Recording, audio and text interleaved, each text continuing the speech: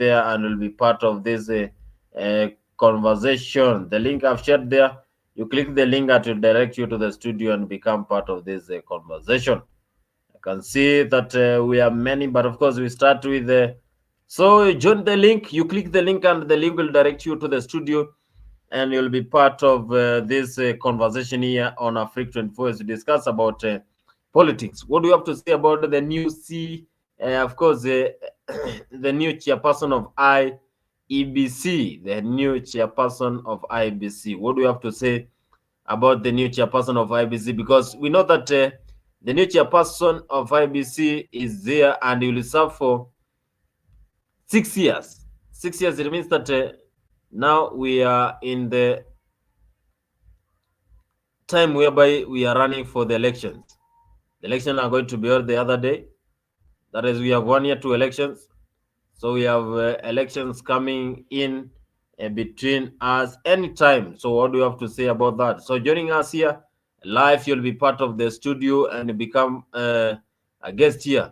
Tell us, of course, I can see we have a lot of followers following us from Mutembe, and if you're following us from Mutembe also, you can also subscribe to our YouTube channel here as we discuss more about the 2027 election strategy. What do you have to say about 2027 election strategy? Because Rigiji is out of the country, of course, after what we saw. How you want me to go? I've heard him crying today that he doesn't know how we want him to go home. I've heard him crying today. I saw him very mellowed. The usual bravado is not there. I saw him very mellowed, crying. Oh, people are saying Ruto must go. I need to understand how I need to go. What do you mean? What do you mean by Ruto must go? How do I go? The decision of how you go is yours. There are 2 ways you can make a decision. 1, you can resign and go home in dignity. 2, you can wait for the people of Kenya to remove you through the ballot. So what is this craze about terms? I heard him today crying about 1 term. There's nothing he can do. Okay. That is the clarion call, 1 term. And if it's a question of terms, the Constitution already has sorted out and settled the issue of terms. Terms are limited. You can either be 1 term, you can be 2 term. Maximum. You cannot have more than that. Plan number 1 is William Ruto must exit the space. Really? President William Ruto must be sent home. I can also go and concentrate on farming and help in food security. You know, if you have a better plan. President Ruto says we have no plan. We have a plan to send him home. It's a very important plan in the whole matter. Na kama hutaki kiongozi, ngojea uchaguzi. There is no problem. Ngojea uchaguzi upige kura yako. Wewe Sabrano. Wewe Sabrano. Wewe Sabrano. Uliniahidi? Yes sir. Si nilitoa pesa? Yes sir. Si mulinihakikishia? Sasa hii ni mambo gani wewe Sabrano? So, si muliniambia hili kijini kifukuza wiki 3 atakuwa amesaulika? Yes sir. Watu wanatutisha hapa sijui utachaguliwa 1 term, hata ukichaguliwa wiki moja hiyo ni baraka. Unatisha nani na 1 term? And solutions cannot be found in terms. Solutions are found in strategy and a plan. I don't talk about half term. I want William Ruto to serve the remaining 2 years. Through the ballot, we take him home. But if he decides he's tired, the way he has talked today, asking how we want him to go, he has the opportunity, if he wishes, he can resign and go home. Kama uchaguzi imekwisha. Tutarudi. Tunangoja mpaka tena uchaguzi mwingine ikuje. Alafu jitokeze. Fanya kampeni. Vile inafanyika katika nchi zingine. Kusema wewe utatoka, wananchi ndio utatoa mtu nje, sio wewe. If you want Ruto to go, please, my simple advice to you, look for a better plan. Hao watu hawatujui. They don't know us. Wanatuangalia tu hivi, wanatupima hivi, wanaona kama ni tribalism. According to William Ruto, is anybody who is not in his praise and worship team. But if you agree to sing his song, You are a nationalist. Anachochea mapinduzi. And I don't think anybody wants to overthrow William Ruto. All this nonsense that there was a coup or they wanted to overthrow William Ruto is all nonsense. It's just a Ruto boy is trying to hype him and cheat him so that he doesn't see the reality that Kenyans are agitating for reforms. Kenyans are agitating for good governance. They want to just lie to William Ruto that all this clamor you are seeing is not genuine. Kenyans are not angry. They still love you. Oh, they still support you. They are all lies.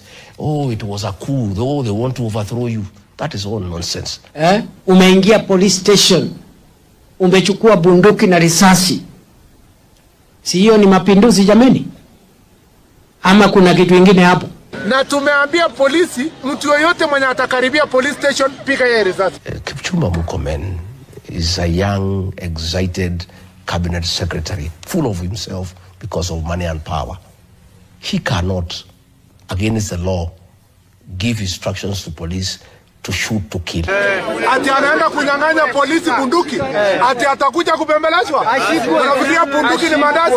Police station is a public institution and members of public have every right to go to a police station, even where you are protected areas like State House. Lakini mtu mwenye anakuja kuchukua bunduki. Ati mtu atakuja, ati anakuja kuchoma, ati anachoma police station. Wacha niulize nyinyi. Nyinyi mtajenga hii police station?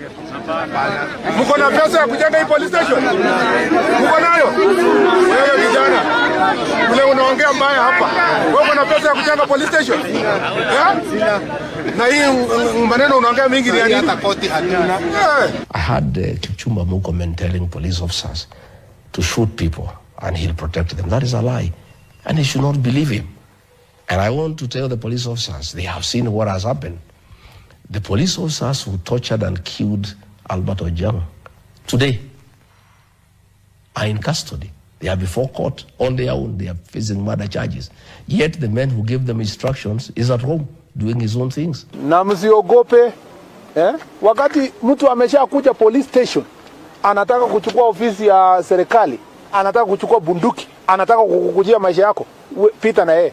I think the CS Interior must respect the people of Kenya. People are not that stupid, you know. It is very evident. Mmenisikia? Yes sir. Hii bunduki mmepewa hapa, mimi sijapewa. Na mkupewa ndio ikue decoration. Mtu akijaribu police station, anakuja kuchukua atu bunduki, anataka kupiga we maisha yako. Jiokoe kwanza. Hiyo story nyingine ya sijui ati wewe ulifanya nini, hiyo tutafanya baadaye na mimi nitakuwa mbele kukutetea. Don't take that stupid instruction from Kipchumba Murkomen seriously, because you shoot somebody, you'll be arrested and taken to court. When you ban guns, when you ban a police station, you want us to celebrate you and bring you a birthday cake. Unajua kuna watu wako na shida, wako na ugonjwa, wanasiasa. Ukienda mahali upigiwe makofi mawili matatu na wananchi, unajifanya wewe ni Mungu. Even if you are mentally deranged, si unaona vile hawa wananchi wanataka. Sikia wengine wakisema sijui mimi ni shujaa sana, ati hakuna mtu anaweza nishika. My friend, hapo mnataka tuende, tutaenda na mimi niko mbele. Wanajifanya wajuaji. How can you assume that we don't have a problem in the country? Tuko na shida. And the sooner we all accepted that we have a problem, the better. You cannot secure others if you are not safe. And for our men and women in uniform to be safe, we must give them the equipment. Na hiyo mambo ya ugaidi, tutakuja tukuchukue na tukutafute kabla hata haujatoka kwako nyumbani. Hivyo ndio tunafanyanga na Al-Shabaab. Si mnajua mimi nimekuwa waziri wa usalama wa taifa? Ama mna hiyo habari? Si mimi for the last 2 years nilikuwa minister wa interior. Si mimi nilikuwa nakazana na bandits huko North Rift huko na wale wa Al-Shabaab wa Lamu. So if the opposition are organizing these things and causing this, unangoja filimbi ya nani kukamata hao watu wa opposition?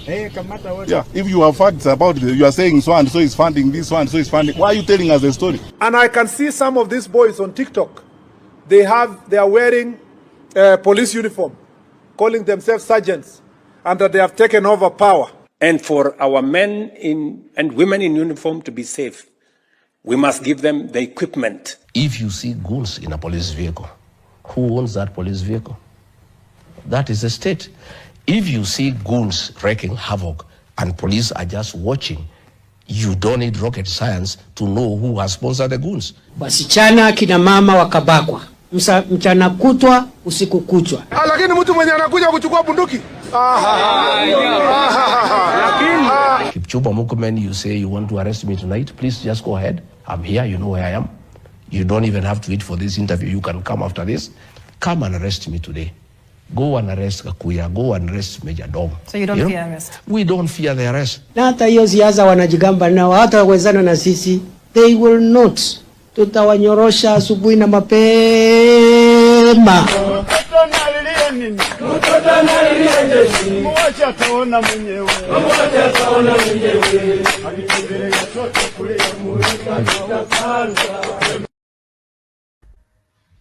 Wanasema ati Gachagua analilia mlima, but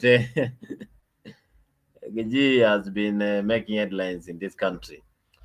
Of course, as we also start the show here, we discuss more about what is happening.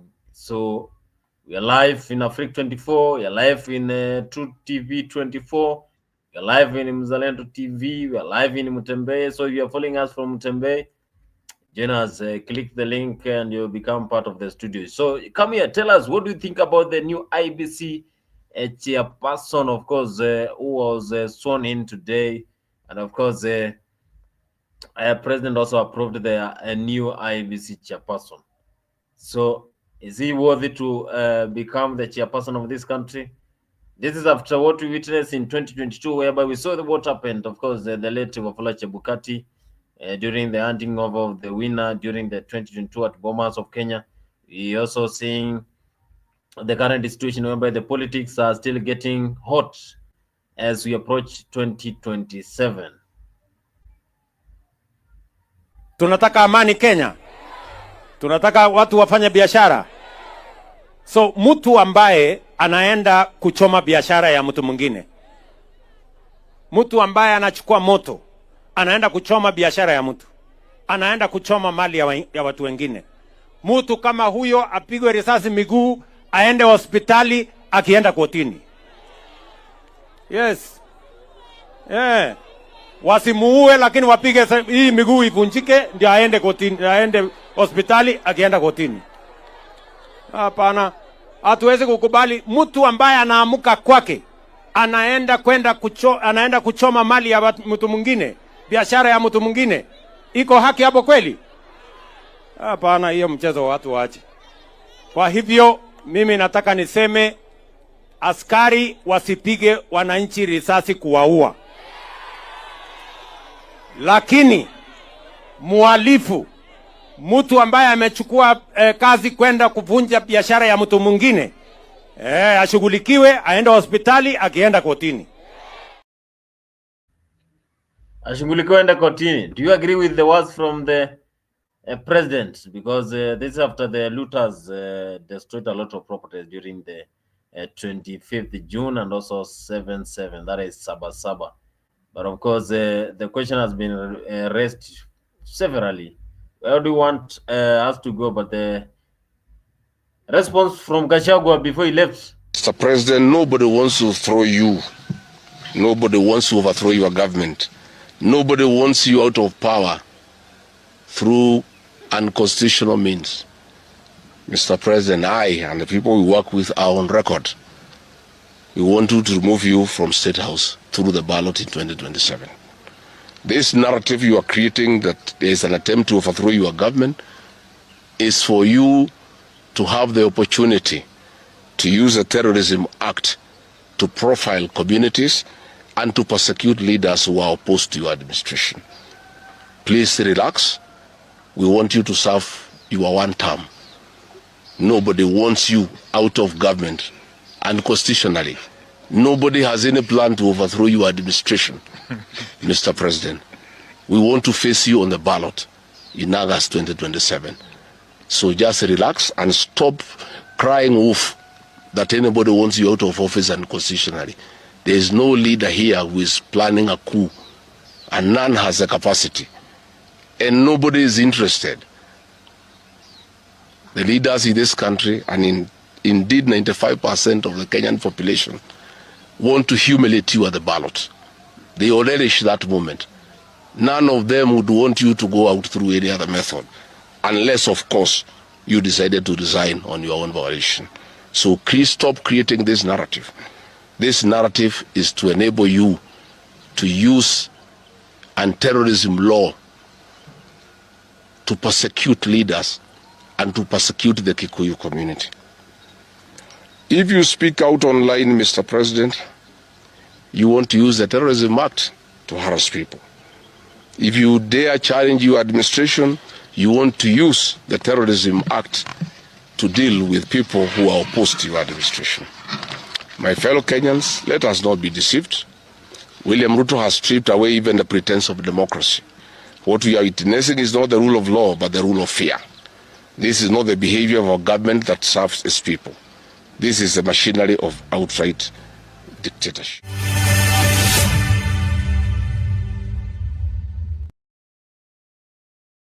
That is Ricky G. That is Ricky G when he was responding to William Ruto. Of course, the president said that those who want to remove from the office unconstitutionally, they should stop. Those who are pretending that they have the best manifesto, they should stop. They should also stop enticing the protesters. But it is during this year whereby we have seen a lot of people losing their lives during the June 25th and also during the protest that happens on the 7/7 this year.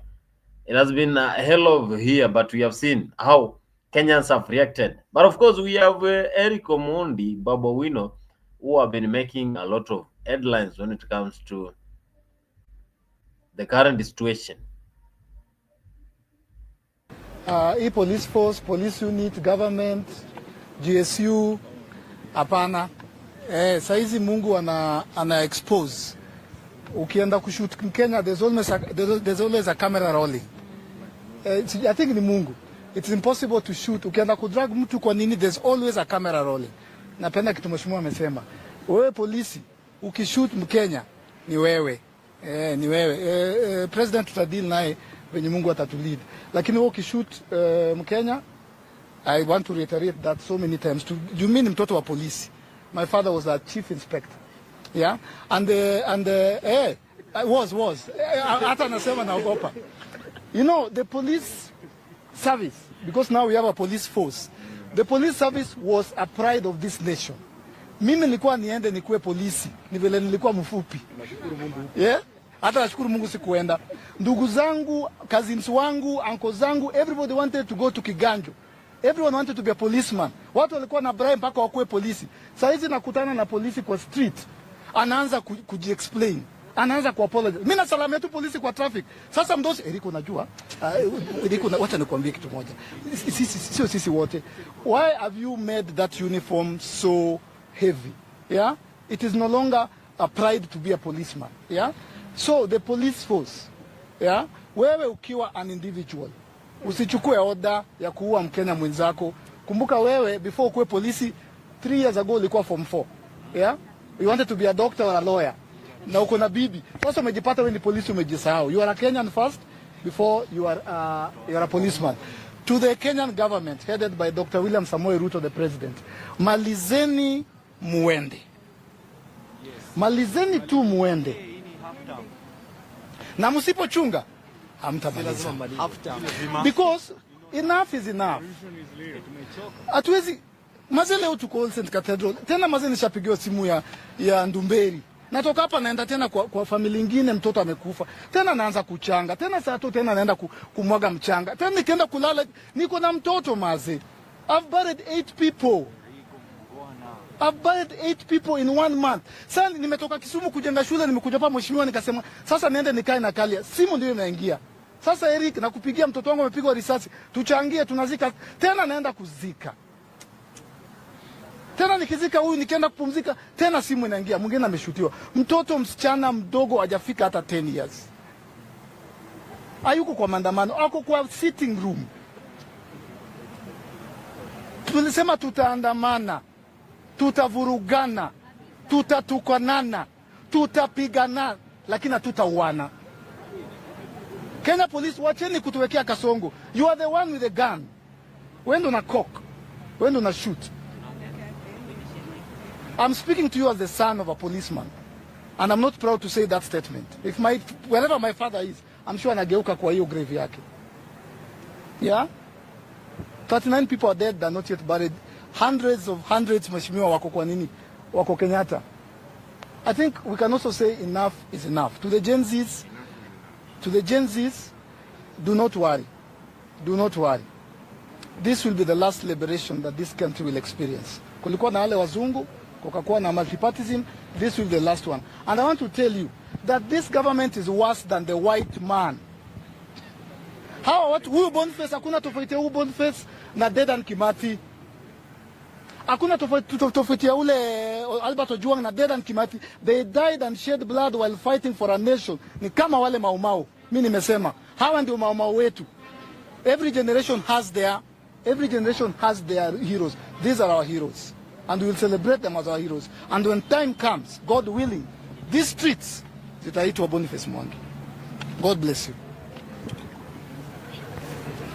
No way they can run away from this responsibility of killing the Kenyans they have killed. The Kenyan youths have been killed by this administration. They started very peaceful demonstrations, but the government saw it fit to invite goons to come and tarnish the name of this protest. So the back fully stops the President of Kenya, Mr. Kasongo Ruto, has to take full responsibility for the deaths of the Kenyan youth of this generation. And I want to urge the Kenyan people, and I want to thank them so much, because we as parliamentarians, we know Parliament is under siege. We are not able to pass laws that are able to change the narrative of this country.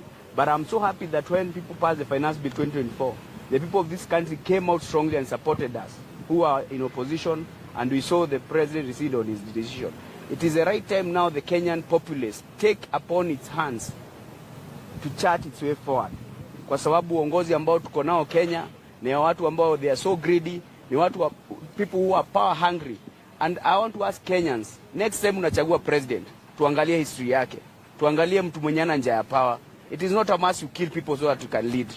It is not a must uwe watu ndio ukuwe kiongozi. Hiyo uongozi inakuja na inaisha. Uhuru alikuwa president. Right now tujui mali alienda. Hata wewe Kasongo utaenda. Lakini damu ya watoto utabeba hadi kwa kaburi. We are saying this, we will not be cowed. They have tried to, wamejaribu kutu-threaten, kutu-blackmail. Juzi marafiki zangu wameshikwa wameandikiwa terrorism charges. In this country, in your own country, unaandikiwa tu ni terrorist. Hatutakubali kuishwa kwa nchi yetu.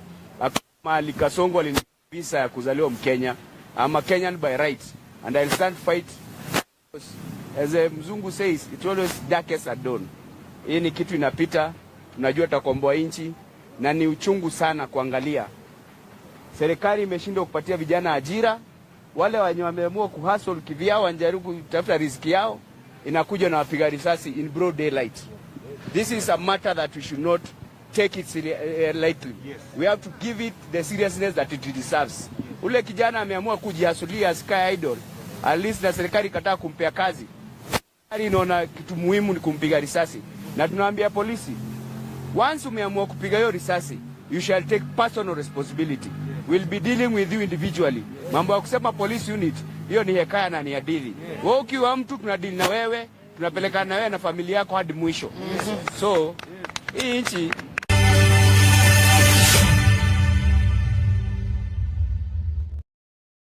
Yes. That was Eric Omondi. Eric Omondi, of course, saying that he is tired. He was saying that he is very tired, by the way, because of what is happening. He's saying that I'm very tired. Anytime I go out of the house, I move out of the house, I get a lot of calls, I get a lot of people trying to talk to me. And this has really got into a direction whereby she cannot even have a time for his family. Reason being, he has to move out of the house any day. So he's complaining about the Kenya Kwanza government, complaining about the Kenya Kwanza government, that is Eric Omondi.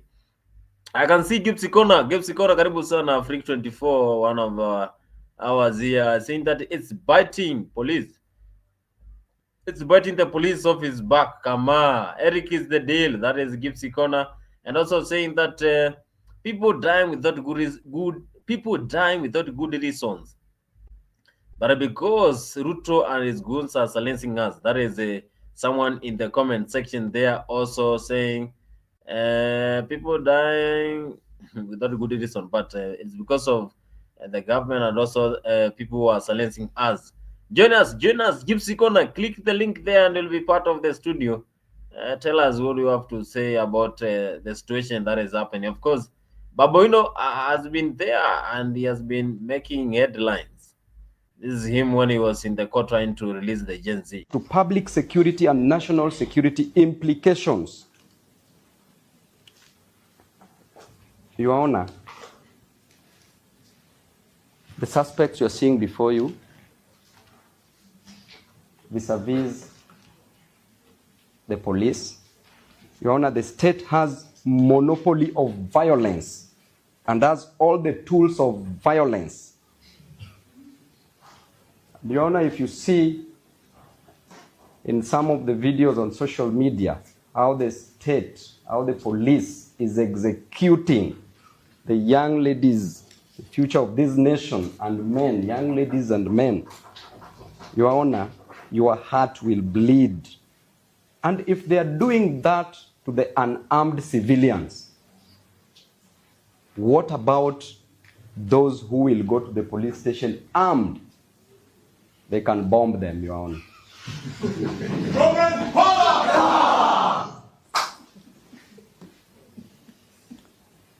Paragraph 8 of the notice of motion, Your Honor, we are being told about the complexity of the investigations and that this includes recording of witness statements. If I had my brother, the inspector, he stated clearly that the witnesses went to the station and at the same time he's yet to record their statements. And Your Honor, the suspects before you have been held beyond 24 hours from 7th to 9th. So therefore, Your Honor, when you look at the cases that are presented before you that they will be charged with, that robbery with violence, and you slightly go deeper into the elements of these charges, robbery with violence, you see, and he agreed that he did say that he found the suspects in flagrante delicto, red-handed. So that means that, Your Honor, if he was to carry out forensic analysis of what? If you look at the elements of that crime, which entails that they are found in a group, found with weapons, they must have been violent, and the element of robbery established. So you are being told that they need more time to carry out forensic analysis, Your Honor. Another case is the assault of a police officer, Your Honor, and we are not told of the OB number of the said case, not here as we speak, and at the same time, the names of these officers, not told. And Your Honor, we are also not told of any P3 form that has been filled. Then, Your Honor, as I finish, when I come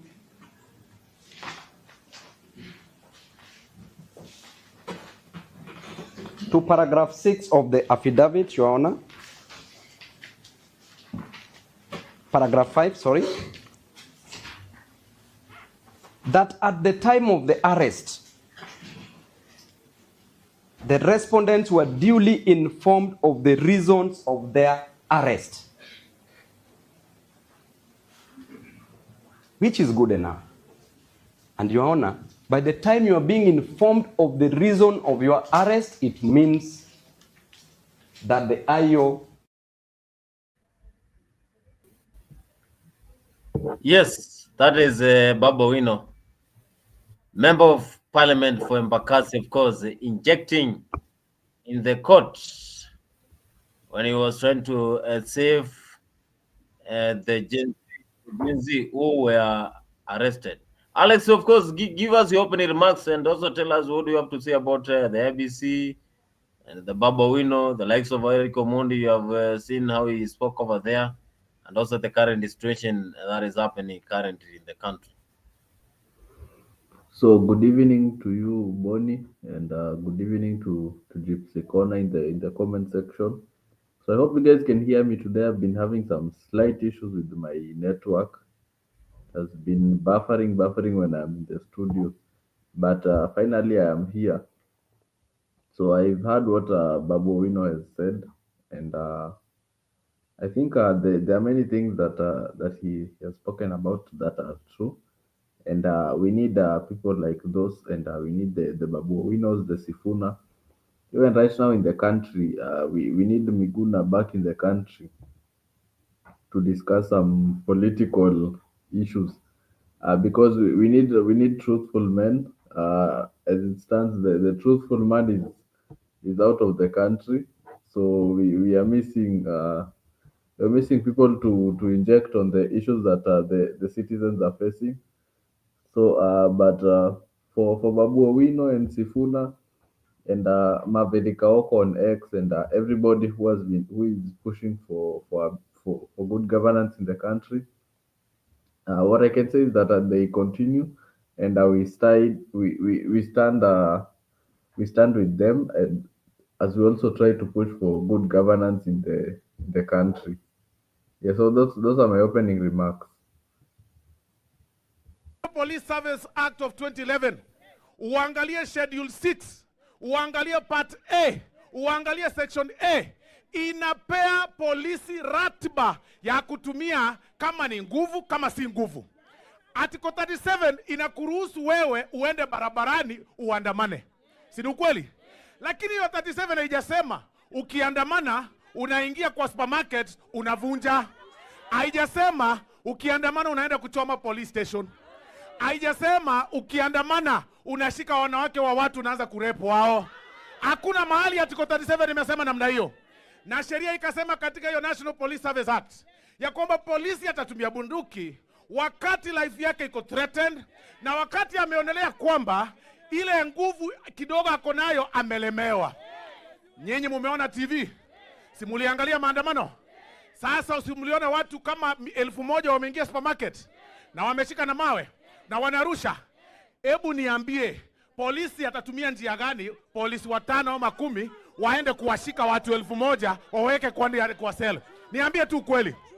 Itaweza ama itaweza? Si itakuwa ngumu sana? Ndio sasa tunawaambia namna hii. Tafadhali fuateni sheria. Hiyo ni act of terrorism.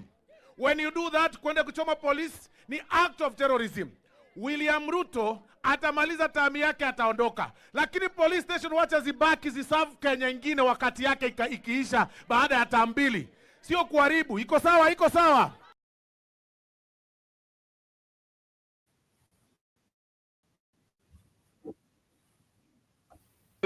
Iko sawa. Unakubaliana na maneno yake? You are a member of parliament.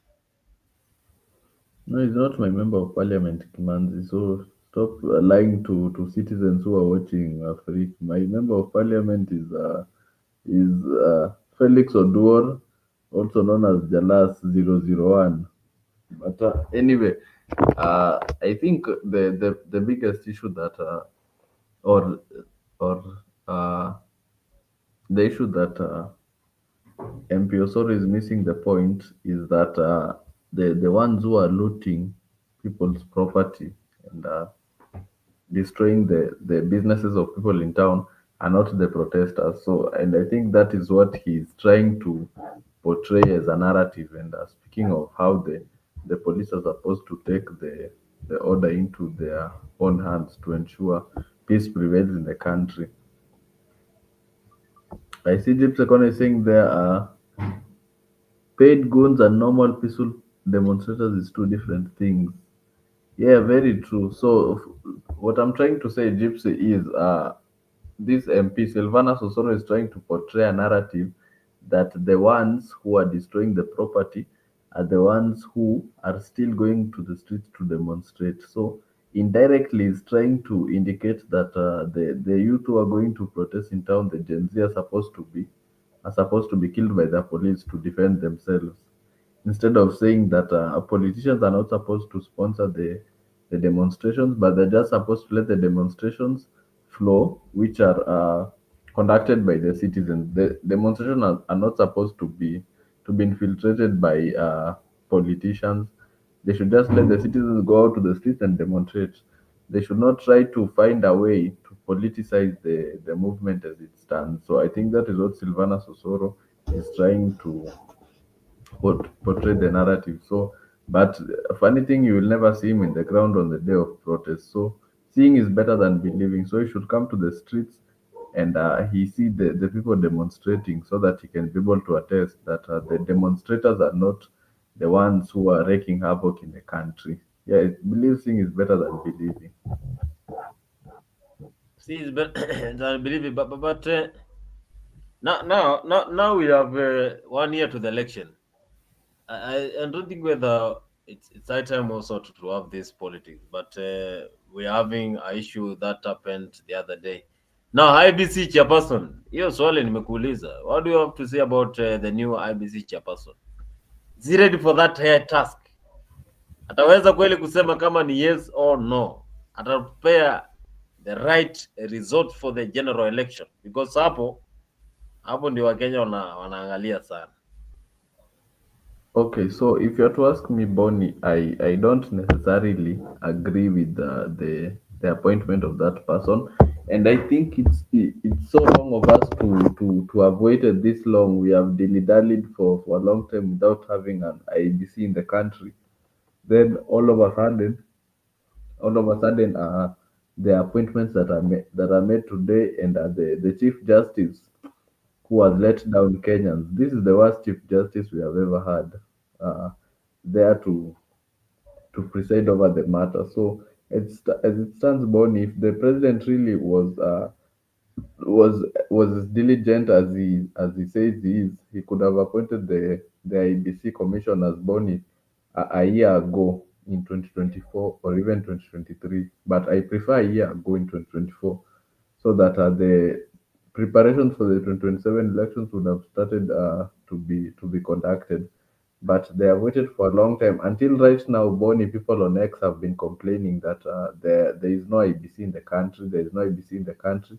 That's when right now they have pulled one out of the bag, and they have brought people whom we don't know much about their credentials or their integrity, and tunaambiwa tu sasa ndio watu wa IBC. So there are a lot of question marks to raise about the people who have been appointed today. For me, Bonnie, I don't trust. The last IBC person I trusted was Chris Msando, who is now 6 feet under. Apart from that, Bonnie, maybe I don't trust anyone else. I don't trust anyone. That is Alex, of course. It is saying that he does not trust anyone when it comes to IBC. Gipsikon, IBC is something for convenience. They work with government instead of overlooking. That is Gipsikon in the comment section there. He's saying that IBC is something for convenience. They work with the government instead of overlooking. So he is saying that they work with the government instead of overlooking. Talk to my cousins. Ukifika Ukambani, hi cousins. Hi cousins. Hi cousins. Iko kijana mwingine ya Kasongo, yule anaitwa bibi ya Ruto, alikuwa analia jana machozi ati makazi ni wamependana. Yeye ameza wembe, atajua hajui. Mumesikia hiyo maneno ama bado haijafika huko kwenu? Imefika? Na mbona hamsemi? Nia yangu, mpango yangu ni kuunganisha Kenya iwe moja, kuunganisha watu wote, mandugu, cousins, mashemeji. Hai, huyu anaongea na huyu, huyu anaongea na huyu, huyu na ule mwingine, bas Kenya inaenda mbele. Sasa tutakuwa tuongei, tunaongea na message. Akitaka kuniambia kitu na mimi namjibu. Tukiwa mkutano yeye akinitukana, mimi namtukana. So twende polepole namna hiyo. Hakuna haja ya anaenda Kirinyaga, anatafuta mama hapo governor, anamwambia wewe utakuwa rais. Kichwa yake inaharibika. Anaenda Nakuru, anatafuta governor, wewe ndio utakuwa rais, kichwa yake inaharibika. Lakini unajua hata mimi niliambiwa hivyo. Hii urais ana promise watu zaidi ya 10. Wewe unajuaje? Pengine bahati inaweza na kuwapatia pesa na ndege wazungu. Ukiwa deputy president iko makosa kuambia rais yesa. Mimi sio rais peke yake naambianga yesa. Kwa hivyo nikisema yesa iko makosa. Narok mnasemaje? And those are the people roaming the corridors of power and giving us lectures. What lecture are you giving us? Fikiria ati utanitisha mimi, ati umenitoa kwa kazi, ati nitakosa umaarufu kwa hii jamii. Mimi ndio nilikuleta hapa. Ukatanganywa na Ichung'wa ati ulijilete, si ujilete sasa. We have no time for tribalists and people who are incompetent and those who want to divide our nation. Sasa unafikiria ati unapanga fujo Kenya ya kuharibu mali ya Wakikuyu na Wameru na Waembu. Alafu unatuma Kimani Ichung'wa bunge aseme ni Rigiji, ati ndio hii watu wachukie Rigiji.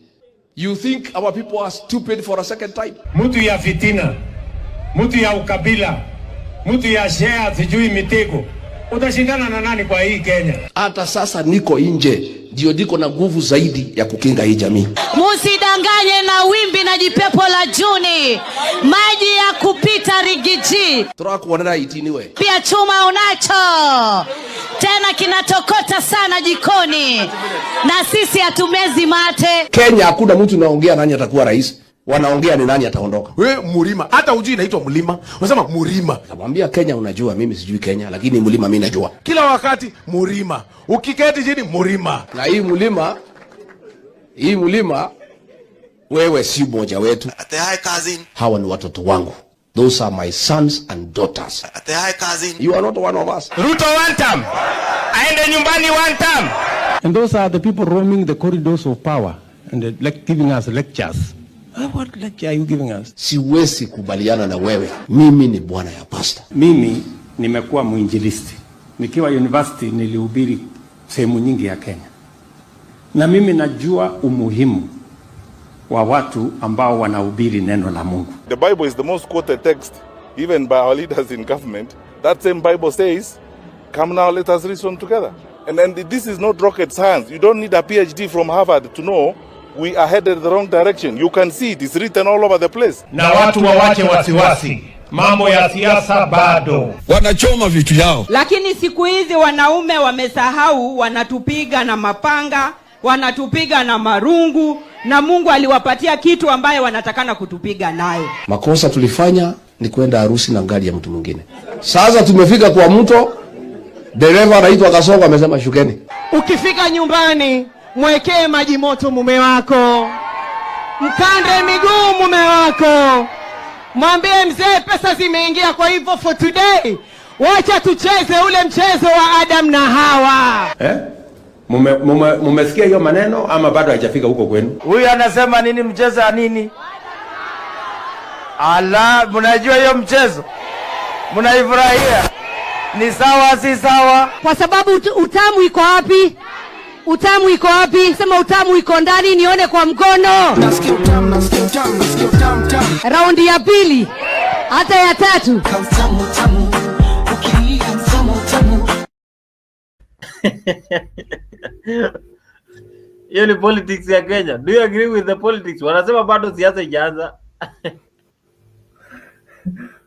Si wewe Boni umesikia utamu iko wapi? Tumeambiwa utamu iko ndani.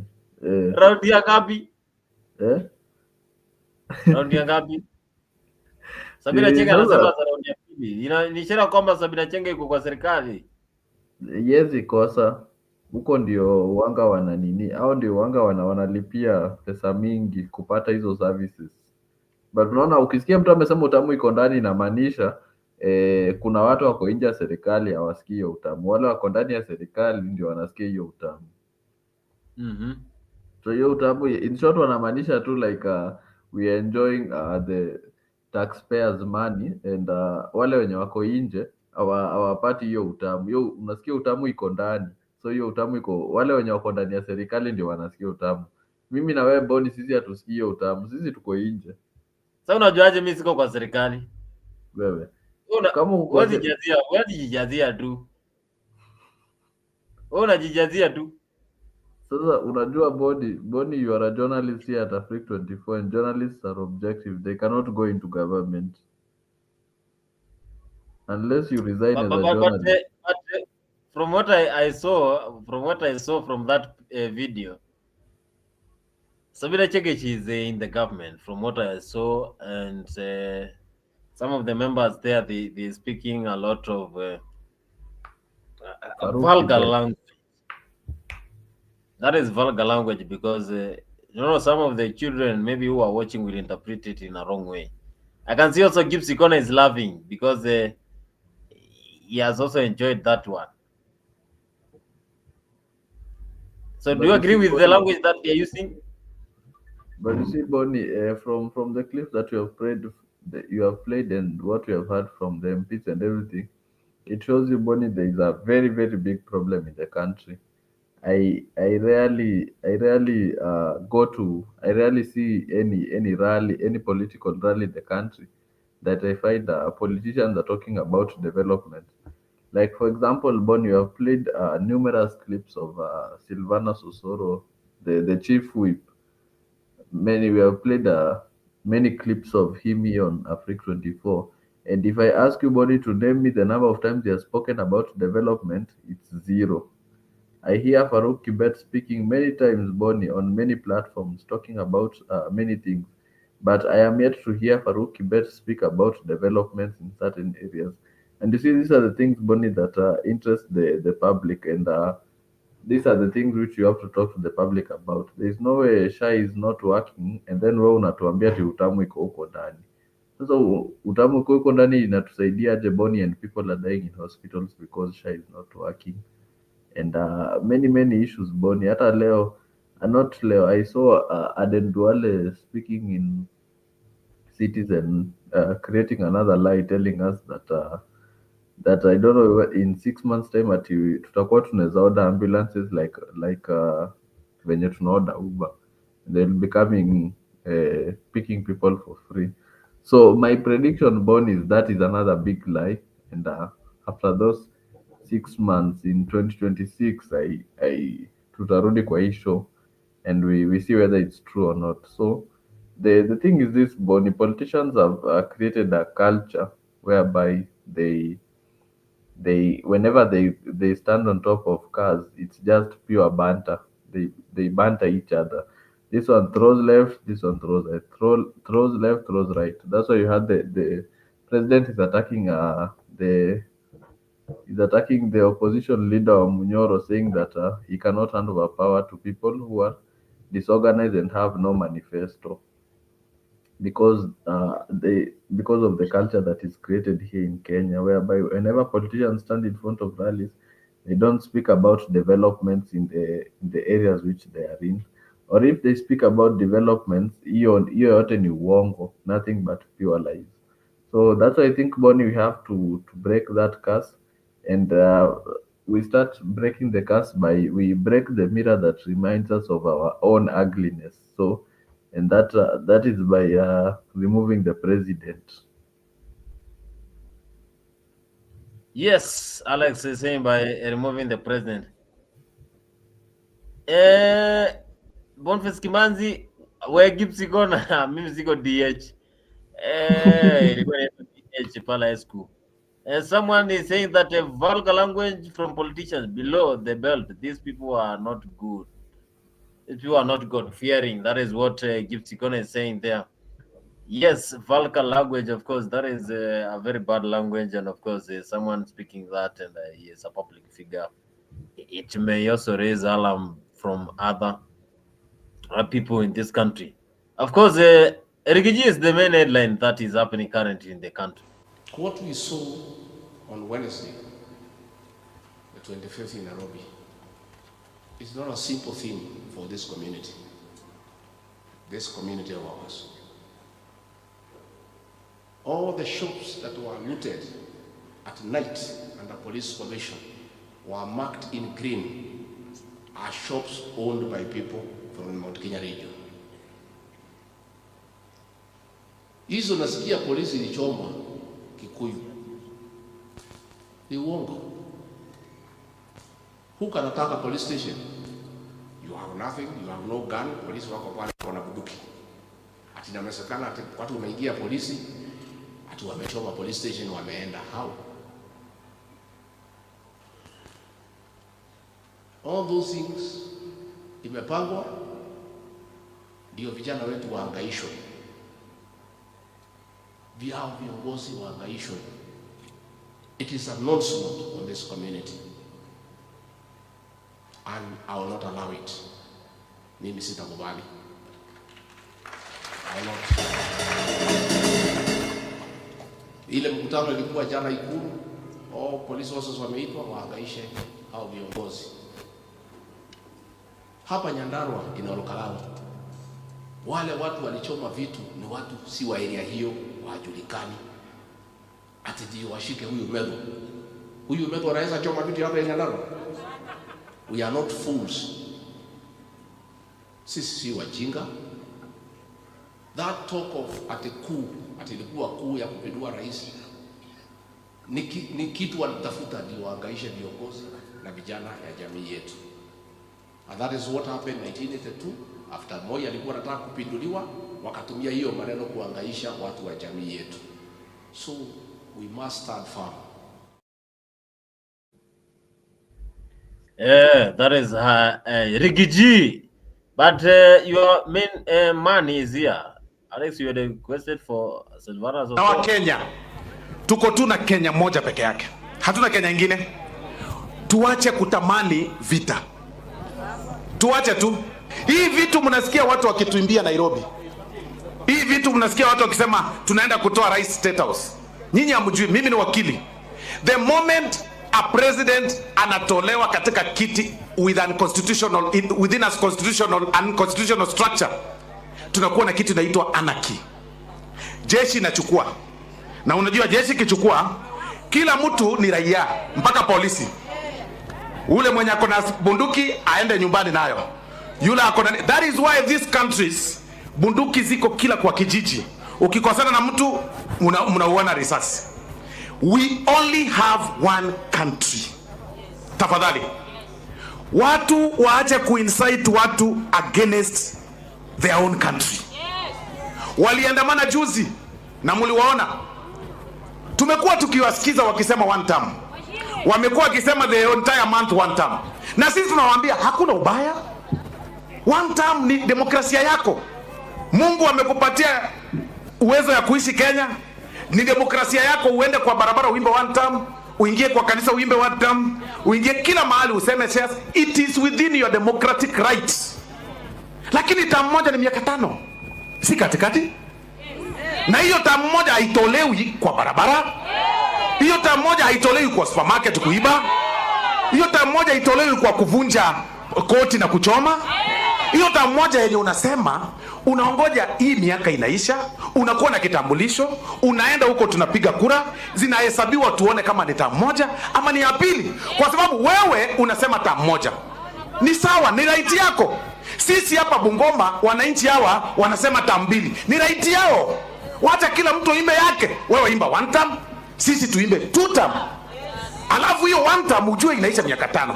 Hata hiyo 2 term haikuji na fujo, ni kuomba kura na hii mkono. Na kupigiwa kura. Vile tumekuja kuomba na hii mkono.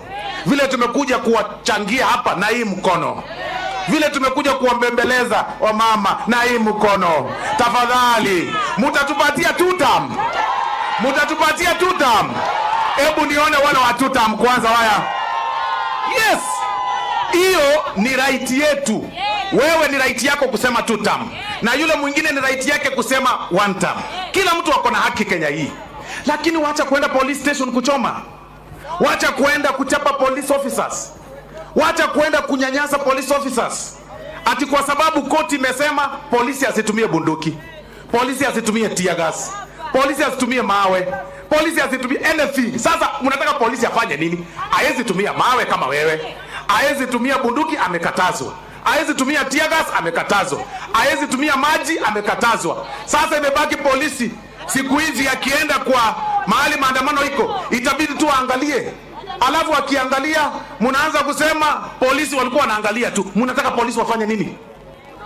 Honestly, Munamshika mwanamke polisi anaanguka, munamkanyaga kwa kichwa. Munamkanyaga kwa kichwa mwanamke, mama ya mtu. Polisi pia ni binadamu bwana. Polisi pia ni binadamu, amezaliwa na mwanamke bwana. Tukue na heshima. Munasema munaomba justice na munaenda kuchoma koti. Justice inapatikana kotini. Justice haipatikani kwa barabara. Sasa tuulizana nyinyi watu ya Bungoma. Walienda kwa barabara siku gani? Wednesday. Wakaanza 7. Wakaharibu supermarket Ruiru. Wakaharibu supermarket OTC. Wakaibia watu town. Wakaenda huko Nyeri wakaharibu supermarket ya Naivas. Wale watoto wote ambao wanafanya kazi hapo ni watoto wao. Ni watoto wa Kenya hapa. Baada ya kuharibu hiyo vitu yote, watoto wadogo ambao walikuwa wanatembea wasichana pia wakawafanyia ile maneno mbaya. Alafu wakaandamana kwenda State House Girls. Watoto wako form 2 form 3 walikuwa wanataka kulazimisha kuingia hapo.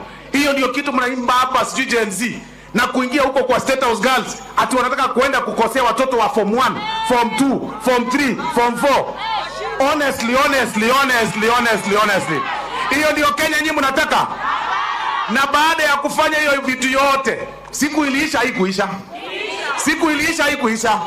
Leo tunavyozungumza nani rais? Nani rais? So mulidu? No, tuulizane. Baada ya kuvunja supermarket, baada ya kuibia watu, baada ya kufanya rape, baada ya kufanya defilement, baada ya kuumizwa, baada ya kuumiza polisi, nani rais wa Kenya? Nani rais wa Kenya? So imekufaidi nini kwenda kwa barabara na kusumbuka na kuimba? Si ni waste of time?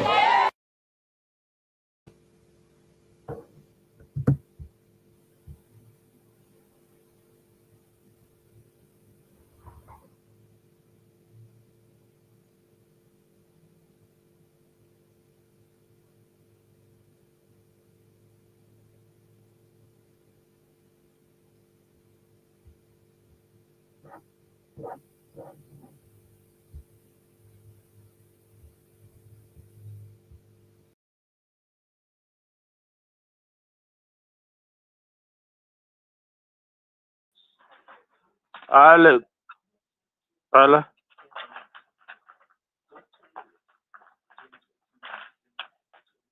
Hello. Yes.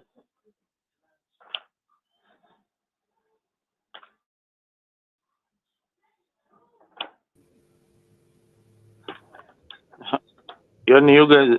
Hello. Hello. Yeah. Yes, Alex. How are you, bwana? Poa sana, karibu kwenye show. As we are continuing, Bonnie, sorry, I think something is wrong with the net in Langata a bit. As I was saying, you find Bonnie. We have played numerous clips of Silvana. Nilikuwa nakuuliza hiyo clip ya Osoro. Hiyo ni kifaranga. Walikuwa wanaitwa vifaranga wa Mutemi na Sababora. Yes, as I was saying, Bonnie, like that one you have played, he was in Bungoma and he's speaking about asking the votes, but he's yet to speak about the challenges that the people of Bungoma have been facing. He has gone there and he has attacked Rigathi Gachagua. So what does Rigathi Gachagua have to do with the projects that involve the people of Bungoma? Nothing. The education system, what does that have to do with Rigathi Gachagua? Nothing. The healthcare, what does that have to do with Rigathi Gachagua? Nothing. So from what Ataweboni tumesikia from that short clip, there is nothing about development that the chief whip has spoken about in Bungoma, apart from and also Boni, as we saw from KTN recently, some of those people who go for those rallies ni kulipo wamelipo, hata hawa mama unaona waninua mikono juu. Those are just people who have been paid, as we have seen recently. How sure are you they have been paid? There are video clips, Bonnie, online, which were unveiled recently, and you are the leader of this political talk show. You should have them here right now, and those videos are everywhere, and I can even pull one out right now. So it's not something that I am insinuating. So as I was saying, Bonnie, some of those people who go for those rallies, they are paid, and wakisha lipwa. And there's ukiingia hapo KTN, you will find that news story. and you will so as I was saying, there is a very big issue with our politicians and the culture that they have created. So to any Kenyan who is watching this right now, whenever you attend any rally and you hear the politicians are not speaking about the development issues in your area, it's rightly so you walk out of that political rally and you go and do something else with your life. Thank you, Bonnie. Safi sana Alex. Mzalendo, karibu sana. Unakuja wakati show ilishashika moto kabisa. Tuambie pia unasemaje kuhusu Silvana Zosoro? Anapiga kampeni ama ako tu mambo yake? I think Bonnie, you have lost Mzalendo. Mzalendo alikuwa tu biashara yake, but I have another one here. Leo ni Anasema unaona bibi yangu yuko hapa. William Ruto hakutaka nitembee na mama kanisani akiweko. Nikionekana mimi niko na bibi na yeye hana, picha si mzuri. Nafikiri alikuwa anaona mimi sijakuja na bibi yangu. Mlipangia mimi pahali nitatembea na bibi yangu nikiwa kwa ofisi. Sasa nimetoka. Sasa mimi nikitembea na bibi yangu, what is your problem? Hata kwanza kutembea na bibi yako kila siku. Hakuna mwanaume anatembea na mwanamke akitembea akifanya siasa. Sasa nimeona hii watu ya Ruto wanalalamika ati mimi natembea na bibi yangu kanisani. Sasa wanataka nitembee na nani? Usilete kombe kwanza kwa wangu manze. I said usilete. Akiamuka kwa kitanda na bibi yake, Utamu iko mtu akiwa ndani ama nje? Mnapenda utamu ama mtaki? Ati hakuna kuingiza na kutoa, mnaingiza inakaa ndani. I push it in. She start to shout. Dr. Ringding. You're terrible. Oh my goodness. Wewe rais, tembea vile unataka. Watu yako watembee vile wanataka.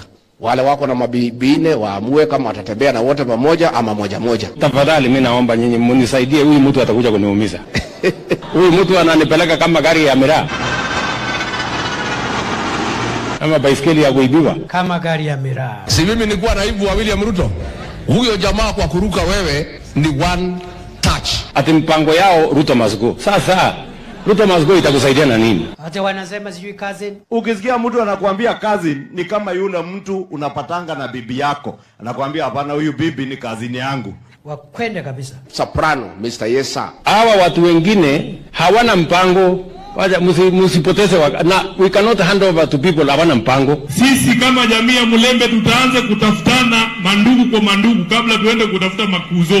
Nyinyi mtakubali hii story hao watu ambao hawana mpango yoyote? Ukiniuliza kama Sifuna, ule mkataba tuliandika na UDA is of no use as I speak today. Tuko na wajuaji wadogo pale wako na kisirani kidogo, lakini watakutana na mimi. Na ndio maana nasema hiyo mkataba haina maana. You have no plan to do anything. Wameharibu uchumi na wataki tuzungumze.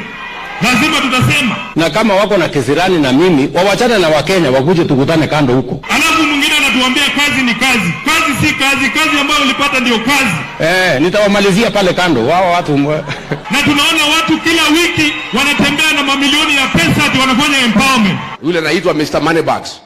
Anazunguka na pesa na magunia akipatia wamama na vijana kuwadanganya. Inawezekanaje kwa mwezi moja mtu mmoja atoe shilingi milioni 100? Wakwende kabisa. Huyu Soprano anaenda na 100 million every week. Mtu hata akitembea unaangalia ni kama hana hope. Ukiangalia ile ni sura ya kukua rais, hata wewe angalia kwa macho. Na hao wabunge wenu na gavana hapa wanaendelea kupigia Kasongo makofi na kumwabudu kama ni Mungu. Uchukue hii kichwa ya Faruk Kibet, uvalishe ule wa Mnyoro, ule wa mtu ya Masuti. Ule mtu ya Masuti atakuwa mwenda wazimu kwa sababu akili ya Faruk mingi mwili yake yesi kabeba. Wewe unafuata amri. Ni kama uchukue radio uconnect kwa transformer ya moto ya 11 kilowatt. Oh my goodness. Usilete kombe kwanza kwa wangu manze.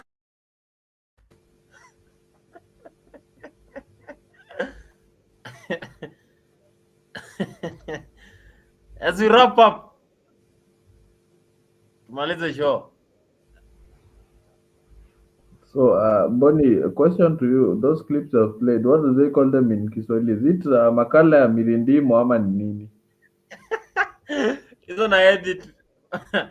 Na edit tu pole pole. What is the name in Swahili? Sijakuuliza Joeliza. I ask what's the name. Is it mirindimo ama what is it? Hiyo ni mirindimo, hiyo ni kurindima, wanarindima. Kama vile unaweza sema you can see like the opposition kama ilikuwa Western Kenya vile walikuwa kwa kina Kalonzo, unasema Kalonzo upinzani wa Ridima Magharibi. Okay, so we need those clips on TikTok. We have a segment, so we call it Makala ya Mirindimo, where we post every once a week.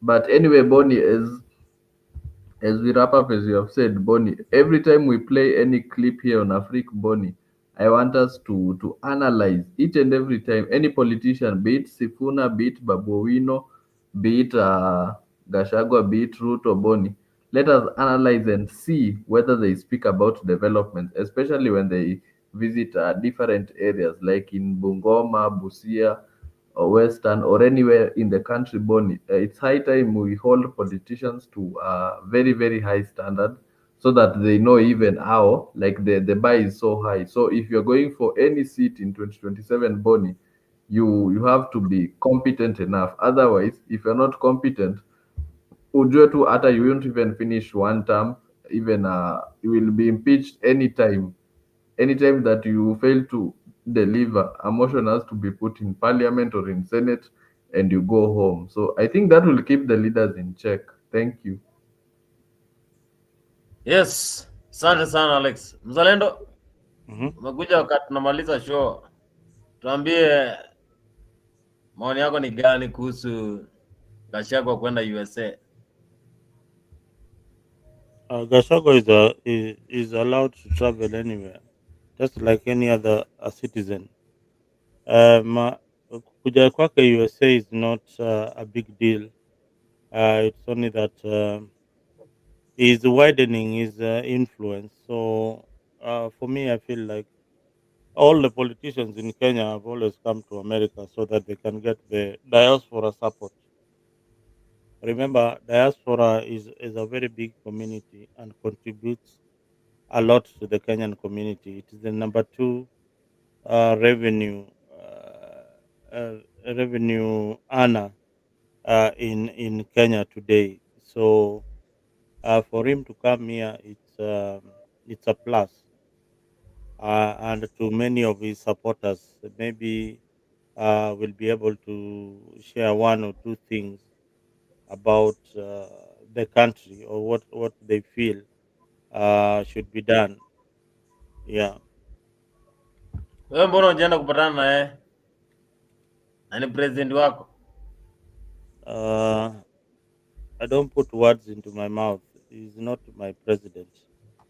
The president of the Republic of Kenya is William Samoei Ruto.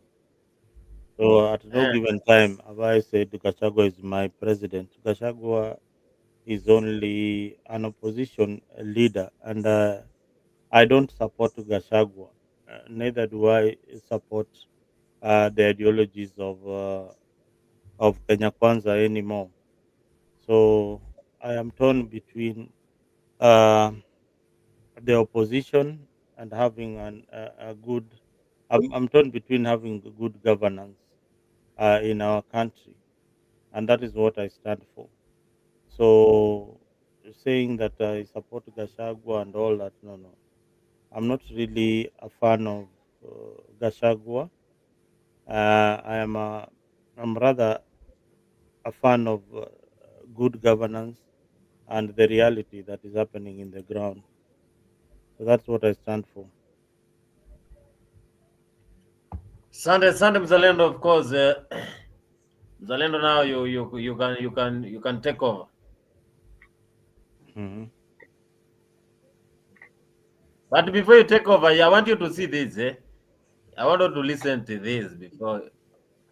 Anasema unaona bibi yangu yuko hapa. William Ruto hakutaka nitembee na mama kanisani akiweko. Nikionekana mimi niko na bibi na yeye hana, picha si mzuri. Nafikiri alikuwa anaona mimi sijakuja na bibi yangu. Mlipangia mimi pahali nitatembea na bibi yangu nikiwa kwa ofisi. Sasa nimetoka. Sasa mimi nikitembea na bibi yangu, what is your problem? Hata kwanza kutembea na bibi yako kila siku. Hakuna mwanaume anatembea na mwanamke akitembea akifanya siasa. Sasa nimeona hii watu ya Ruto wanalalamika ati mimi natembea na bibi yangu kanisani. Sasa wanataka nitembee na nani? Usilete kombe kwanza kwa demu wangu manze. akiamuka kwa kitanda na bibi yake. Utamu iko mtu akiwa ndani ama nje? Mnapenda utamu ama hamtaki? Ati hakuna kuingiza na kutoa, mnaingiza inakaa ndani. I push it in. She start to shout. Dr. Ringding. You're terrible. Oh my goodness. Wewe rais, tembea vile unataka. Watu yako watembee vile wanataka. Wale wako na mabibine waamue kama watatembea na wote pamoja ama moja moja. Tafadhali mimi naomba nyinyi mnisaidie, huyu mtu atakuja kuniumiza. Huyu mtu ananipeleka kama gari ya miraa. Kama baiskeli ya kuibiwa. Kama gari ya miraa. Si mimi nilikuwa naibu wa William Ruto. Huyo jamaa kwa kuruka wewe ni one touch. Ati mpango yao Ruto must go. Sasa Ruto must go itakusaidia na nini? Hata wanasema sijui cousin. Ukisikia mtu anakuambia cousin ni kama yule mtu unapatanga na bibi yako. Anakuambia hapana, huyu bibi ni cousin yangu. Wakwende kabisa. Soprano, Mr. Yesa. Hawa watu wengine hawana mpango. Waja msipoteze na we cannot hand over to people hawana mpango. Sisi kama jamii ya Mulembe tutaanza kutafutana mandugu kwa mandugu kabla tuende kutafuta makuzo. Ni mtakubali hii story hao watu ambao hawana mpango yoyote. Ukiniuliza kama Sifuna, ule mkataba tuliandika na UDA is of no use as I speak today. Tuko na wajuaji wadogo pale wako na kisirani kidogo, lakini watakutana na mimi. Na ndio maana nasema hiyo mkataba haina maana. You have no plan to do anything. Wameharibu uchumi na wataki tuzungumze. Lazima tutasema. Na kama wako na kisirani na mimi, wawachane na Wakenya wakuje tukutane kando huko. Alafu mwingine anatuambia kazi ni kazi. Kazi si kazi, kazi ambayo ulipata ndio kazi. Nitawamalizia pale kando. Wao watu na tunaona watu kila wiki wanatembea na mamilioni ya pesa ati wanafanya empowerment. Yule anaitwa Mr. Moneybags. Anasuguka na pesa na magunia akipatia wamama na vijana kuwadanganya. Inawezekanaje kwa mwezi mmoja mtu mmoja atoe shilingi milioni 100? Wakwende kabisa. Huyu Soprano anaenda na 100 million every week. Mtu hata akitembea unaangalia ni kama hana hope. Ukiangalia ile ni sura ya kukua rais, hata wewe angalia kwa macho. Na hao wabunge wenu na gavana hapa wanaendelea kupigia Kasongo makofi na kumwabudu kama ni Mungu. Uchukue hii kichwa ya Faruk Kibet, uvalishe ule wa Mnyoro, ule wa mtu ya Masuti. Ule mtu ya Masuti atakuwa mwenda wazimu kwa sababu akili ya Faruk mingi mwili yake yesi kabeba. Wewe unafuata amri. Ni kama uchukue radio uconnect kwa transformer ya moto ya 11 kilowatt. Oh my goodness.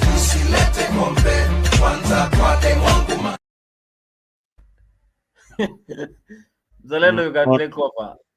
Yeah, I hate the vulgar in Kenyan politics. That was a bit of a drama there, which is entertaining, but sometimes it's called political nonsense. Ayata Networks, how are you, my brother? Ayada Network. Can I hear me? Yeah, I can Vizuri hear sana. you. Yeah. Karibu bwana. Yes. Asante sana, hata mimi nimeingia, nimefurahia kuona kama mnachambua siasa. Karibu na tuambie uko pande gani? Mimi niko pande Nairobi hapa Utawala. Utawala na wapi hapo? Uko Miang'o, uko pande gani? Niko hapa Utawala Shooters. Uko pale Shooters in. Shooters. Wewe ni jirani yangu kabisa. Yes. Kwa nini hatujawahi onana hapo? Haya. Wewe uko pande gani? Hapo Shooters ukipanda juu kidogo, ukipanda juu ya Shooters kidogo, kuna mahali hapo, kuna Wakisii wanapenda kukaa hapo. Unapata jamaa anaitwa Didier Drogba. Didier hapo hiyo area. Okay. Ya Didier Drogba hapo kuna kasehemu pale ya kujivinjari pale, watu wanakunywa kahawa. Inaitwaje? Nimeisahau jina. Ukipanda Shooters ukienda juu hivi, kuna mahali famous sana hapo. Iko pande ya right. Hebu niambie kama wewe ni mwenyeji wa Utawala unajua hapo. Ukipanda wacha Shooters, Okay. wacha barabara main. Sasa unaenda ni kama umeenda sehemu ya Kayole, hiyo barabara ya katikati. Kanaitwaje hiyo bahali? Hii mahali inaitwaje? Okay. Wewe unaijua. Wewe bwana wewe. Wewe unaishi tawala gani bwana? Ukipanda hapa Hii area haya. najua kote kote. Haya, hebu tembee na wewe. Umetoka shooters unatembea ukienda juu. Haya, unatembea ukienda juu. Mahali ya kwanza pande ya right ni wapi? Mahali ya shooters ni club. Sasa Shooters ni club. club ile iko karibu naye, wacha pande ya main barabara, pande hiyo ya juu ni gani? Kuna pale naona tena pande ya juu nikienda sasa, hiyo nateremka kwa karibu na flyover huku.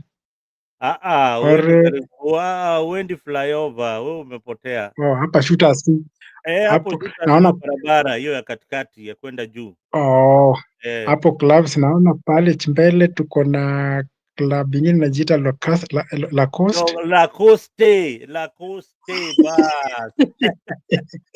Hapo kando ya La Coste kuna mahali unapata Wakisii wanapenda kukaa hapo sana, wanachinja mbuzi hapo.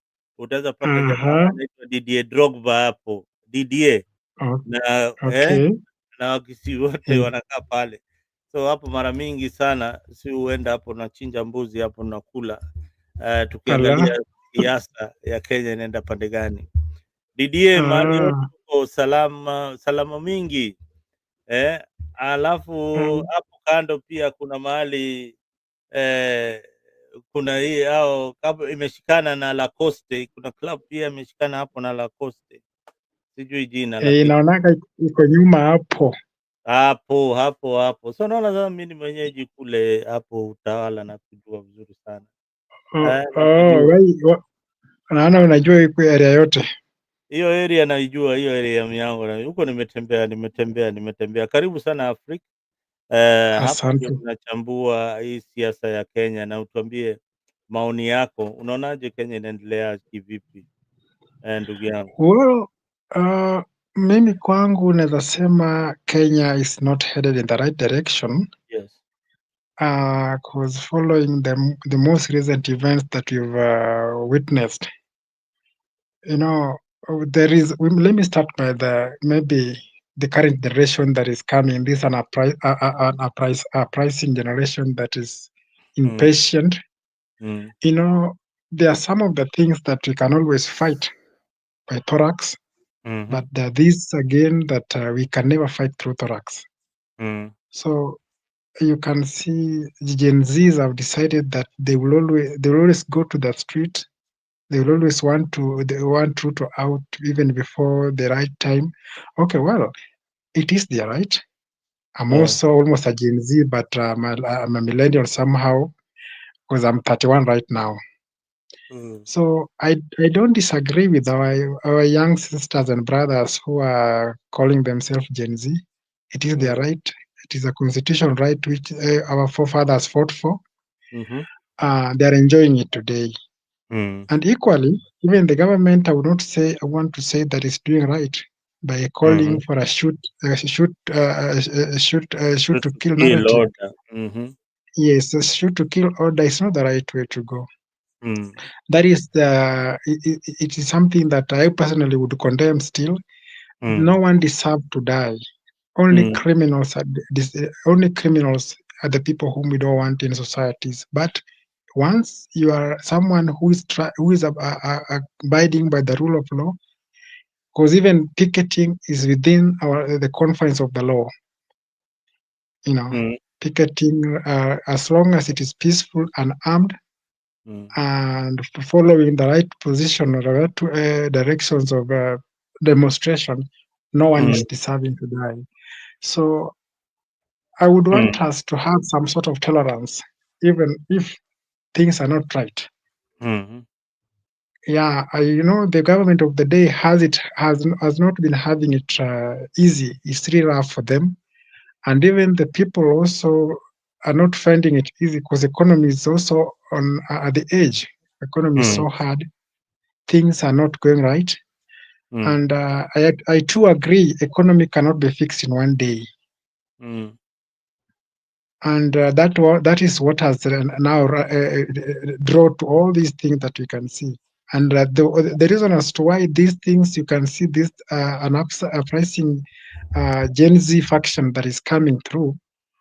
It is because our guy here, that is Ruto himself, promised a lot. Mm-hmm. He promised a lot that is now becoming uneasy for him to fulfill. And this one could maybe cost him a bit some years for him to fulfill to the needs of these people. So, and now it is becoming hard for him to explain it even to the Gen Zs themselves, because these people are saying that they are even faceless and they're formless. So Yeah, meeting them is not easy.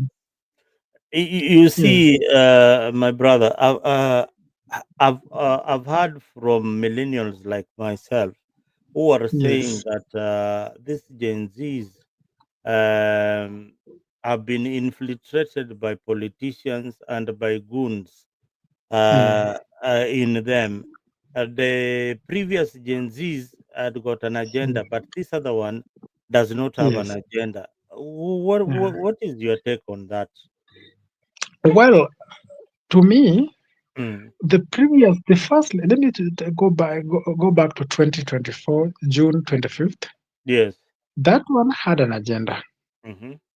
because there was excessive force from the police. There was excessive brutalities from the police. By that time again, things were not right. The housing levy, which is hitting us so hard, was also implemented without considering the measures for which it was supposed to be implemented. Again, there was the main reason why people Gen Zs were going to the roads. It was because they wanted, we wanted, even Kenyans themselves wanted the finance bill 2024 to be squashed. So that is the main reason why 2024 we had that kind of move. And that was the essence of that movement. But this 2025 June 25th, it was I think the people who went to the streets got it wrong. It was supposed to be a memorial concert, or rather memorial remembrance, a memorial venue. It was either supposed to be something organized somewhere, maybe in Uhuru Park or even Kasarani, for people to go there and do a remembrance of our fallen soldiers who died during the June protest 2024, fighting for the economical freedom of this nation. But this other one, these people decided to again repeat the same thing, whereby even as you can see very well, is that actually this year's election, this year's finance bill wasn't that punitive. However, there are so many clauses which was implemented that are so punitive. But we cannot compare it to the previous one, which was so punitive to us.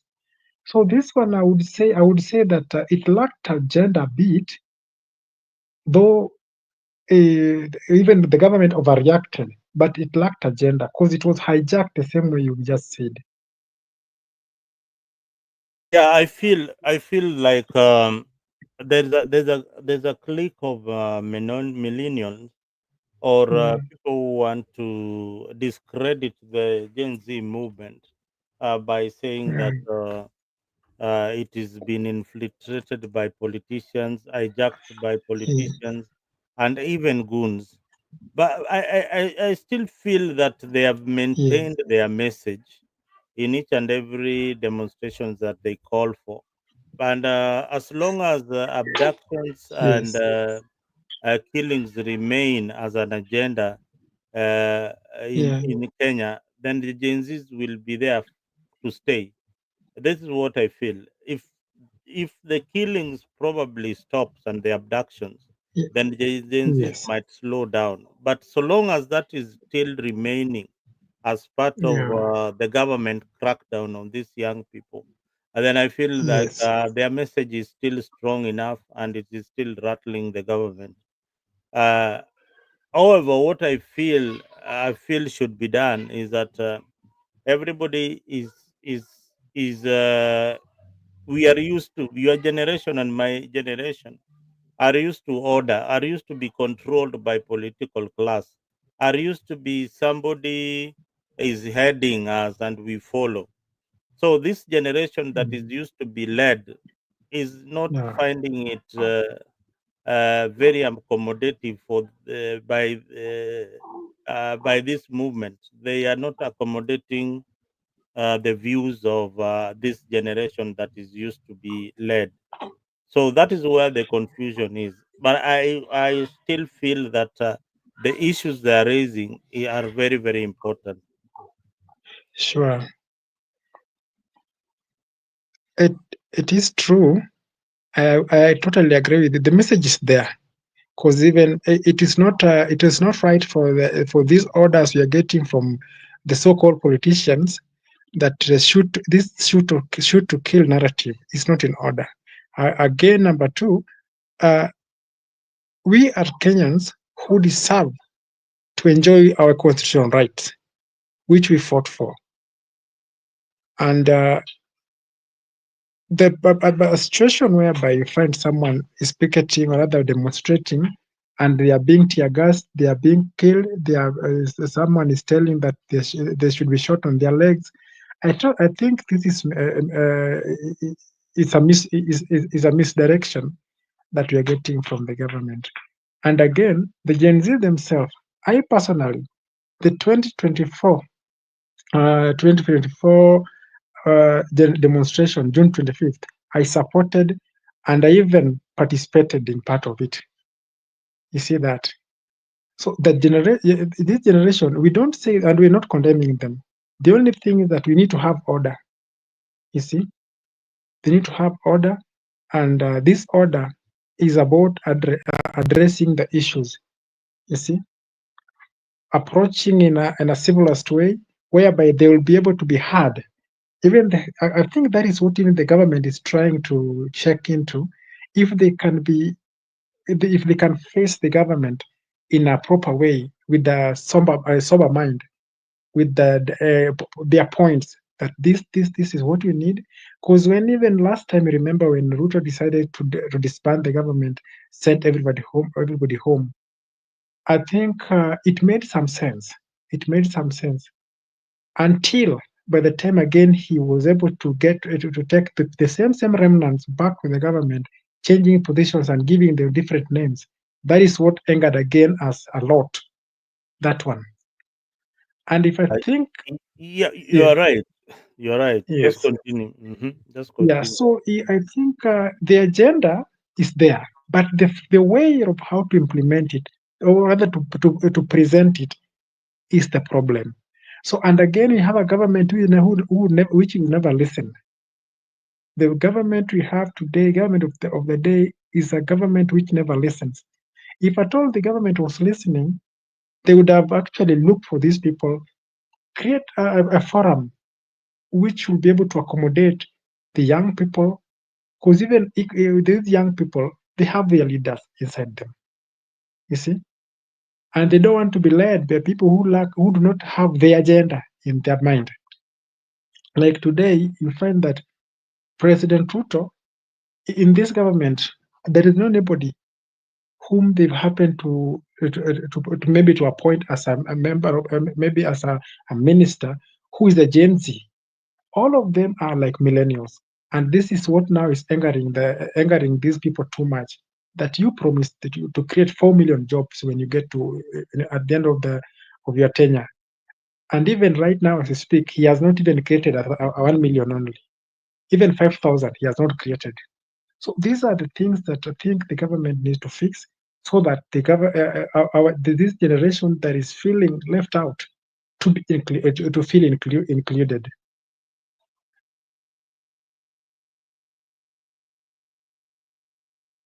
Can you hear me? Sorry, my mic was mute. So I heard you Yes. loud and clear that the generation feel like they were betrayed when Ruto brought Yeah. in the same people Exactly. who were sacked. I also feel Mm. that he lost that moment. He lost that Yes. moment uh, of uh, of bringing the issues that were affecting these people and have closure with them. When he went to the express, they did whatever they had a discussion. Then Yeah. he disbanded the cabinet, threw away the finance bill and everything else, but again came back, brought in the finance bill, brought Yes. in the cabinet, but in Yeah. different position, and he lost it there and there. So Squarely. one, the agenda that these people were fighting for initially, he didn't listen or he didn't pay attention to, and that is what is affecting him today. So Mm. the generation knows that this president will not listen to them in either way. They will not listen, and he believes that from what the politicians are talking about, this political class believes that these are small kids. They don't know what they are saying. Yeah, that is the kind of notion that I get out there. That these are, these are just small boys in politics. They have got no Sure. idea of what they are saying. That is also a very wrong kind of notion. You see, my parents, and many of millennial parents did not have the comfort of discussing politics with their parents. You know, we did not have that comfort of even sitting close and having a discussion with your father or your mother in the issues of politics, leave alone even participating in it. Even going to vote was not something that we took as a priority. But this generation has proved that yes, they can go beyond. This generation of young people have proved that they can go beyond uh, our ways. They can make their own decisions as Yeah. young men and women. But my generation did not have that comfort of even discussing politics with my parents. We did not. Yeah. That is something that was a no go zone. But today, this young generation can dictate what they want their parents to do on the ballot. They can have Yes. an argument, even if you will not agree with them, but they will vote the other way. I can tell you, my children will vote the way they think is right for them, not the way Sure. the father thinks is right.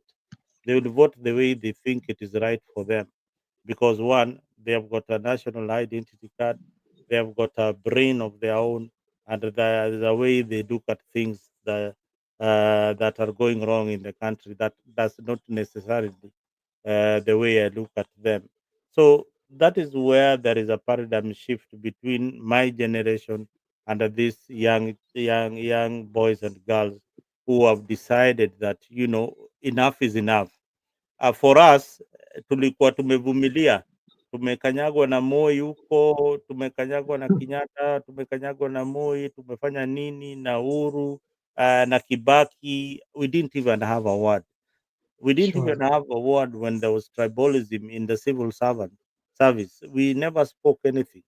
And when we followed the opposition, they led us straight into government. So unaangalia umekuwa kwa opposition thinking that they are going to form the alternative government. Hao tena ndio wanaingia kwa serikali. So nchi imechanganyikiwa. Unaona? Sure. Yeah. So Gen Z ile space wana occupy ni space ya opposition. Where the opposition used to sit is where the Yeah. Gen Zs are now seated, and they are dictating the pace.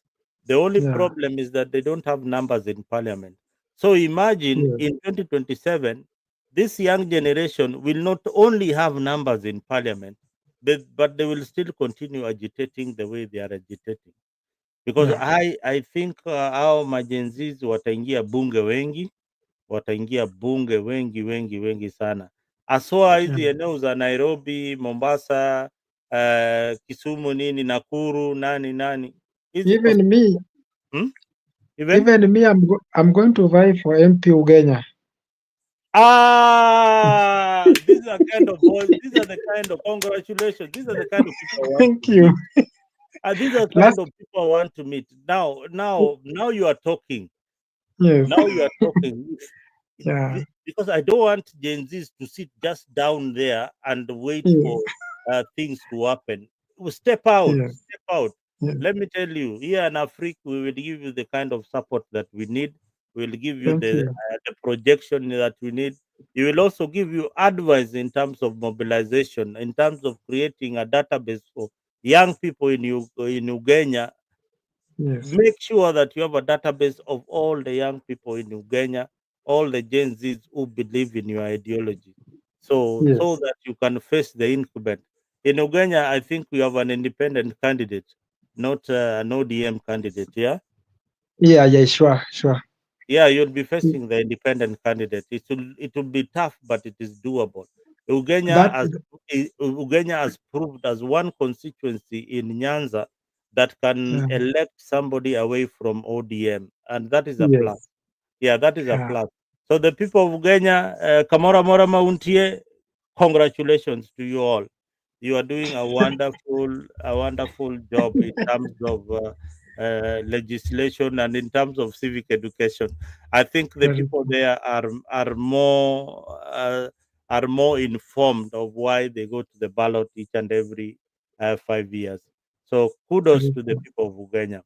And young man, thank you very, very much for stepping up and saying that yes, you can. And we are right behind you. Unaweza. Thank Pia you. huwezi, Thank you. unaweza. So let nobody belittle you that you cannot. I know you'll be going against the big names, but hizo ni majina tu. Very If you have, true. yeah, if you have the policy, if you have got what you believe should be done in the constituency, go for it. Make sure that you have all the young people in that area around you. Do a lot of civic education in schools. Remember that in the Form 4s and Form 3s who are sitting right now will be ready to vote in 2027. So do a lot of information in those schools, do a lot of activities, and make sure that you tell them, it is you don't have money to give out, you don't have handouts, but you have a brain, you've gone to school, and you know where you want to take Uganda from where the current MP has left to the next level. So that is the kind of spirit that we want. We want young people to step up in positions of leadership, because what I say is that William Ruto per se is not the problem.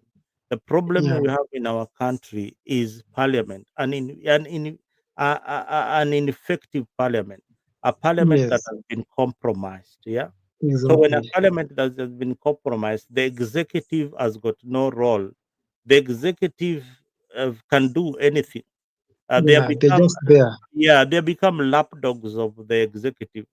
Yeah, they just, Exactly. when they see the president, the opposition wags its tail, and the Kenya Kwanza people also are wagging their tail. There's nothing that they can do when they see the master.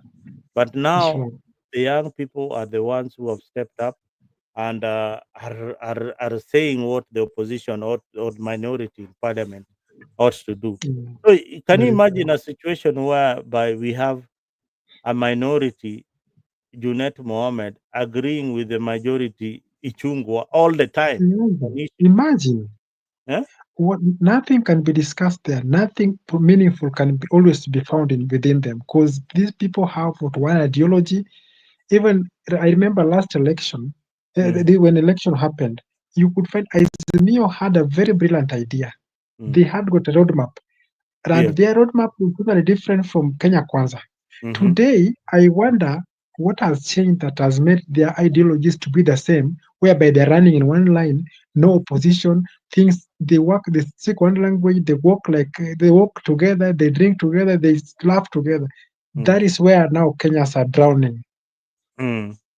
Yeah, because there is no one to speak the truth. There's nobody to speak the truth. There is nobody to speak the language of the common people. These parliamentarians are speaking their own language. They're speaking either the language of the government. They're talking Yes. about what the government wants. If you hear an opposition supporting government projects, all of them are saying that this is Yeah. everything that the government is doing is okay. And even last time when even last year, early this year actually, was it early this year or last year? These people decided that they want to make an increment in their salaries. They were complaining that they were almost 1 point something million they are pocketing is not enough for them. And a Kenyan who is living hand to mouth, this is someone who is even not assigned to any other job in life. These are people who maybe work in mjengos, construction sites. These people depend on only maybe 500 or 300 shillings in a day. You are calling yourself to be having 1 point something million to be added against still that is not enough. You know, that is a total abuse to someone like that. So we wonder, yes. That's why I'm saying that in my quiet time, I always say that one of these fine days, the policemen who are shooting these young people should change roles with the MPs. In terms Yes. of salary, they should be given that money, and the MPs Yes. take it to the streets and they are given 30,000, 20,000. Yes. Now hii ndio pesa yako Yes. enda ujikimu kimaisha, wewe ndio Exactly. usikie vile Wakenya wengine wanasikia, because hao watu waishi kwa maisha yetu, unaona, wanaishi maisha ingine bwana, ile hewa ile hewa iko huko Karen na ile iko Runda ni tofauti sana na ile hewa iko huko Dandora na ile iko Kariobangi ni hewa tofauti. Kabisa kabisa. It's like day and night. It's like day and night. So wewe each and every time you retire towards these lands, them they are retiring on the other end of the town.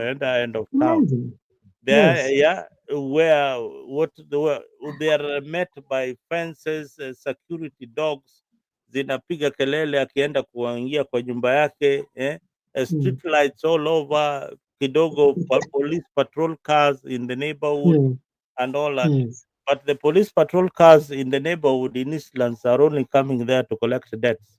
The ones in collecting something small from the Mugoka people and the people selling liquors. Wanaenda wakinyakua ile kidogo ile wananchi wanatengeneza. Lakini ile polisi unakutana Karen huko Runda inakuuliza hey, how are you doing? Uko salama mzee? Salama. Haya, fika nyumbani salama. Yes. Ama unataka tukusindikishe but enda ile ya Eastlands. Unaenda wapi? Ingia hapa. Ingia hapa uko na kitambulisho. Ati hakuna. Unachukuliwa ile uko nayo yote. Unachukuliwa ile uko nayo yote. So tuko kwa dunia mbili tofauti. Na hii ndio kinasumbua watu. Hao wabunge wajaelewa, wananchi wa kawaida washajua wako dunia mbili tofauti nao. Ndio hiyo. So I want to believe if the agenda, I personally, agenda that I'm going to drive, if given chance to get to this position by the people, the great people of Kenya, I believe that I'll be always be speaking for the people who elected him, who will be able to elect me.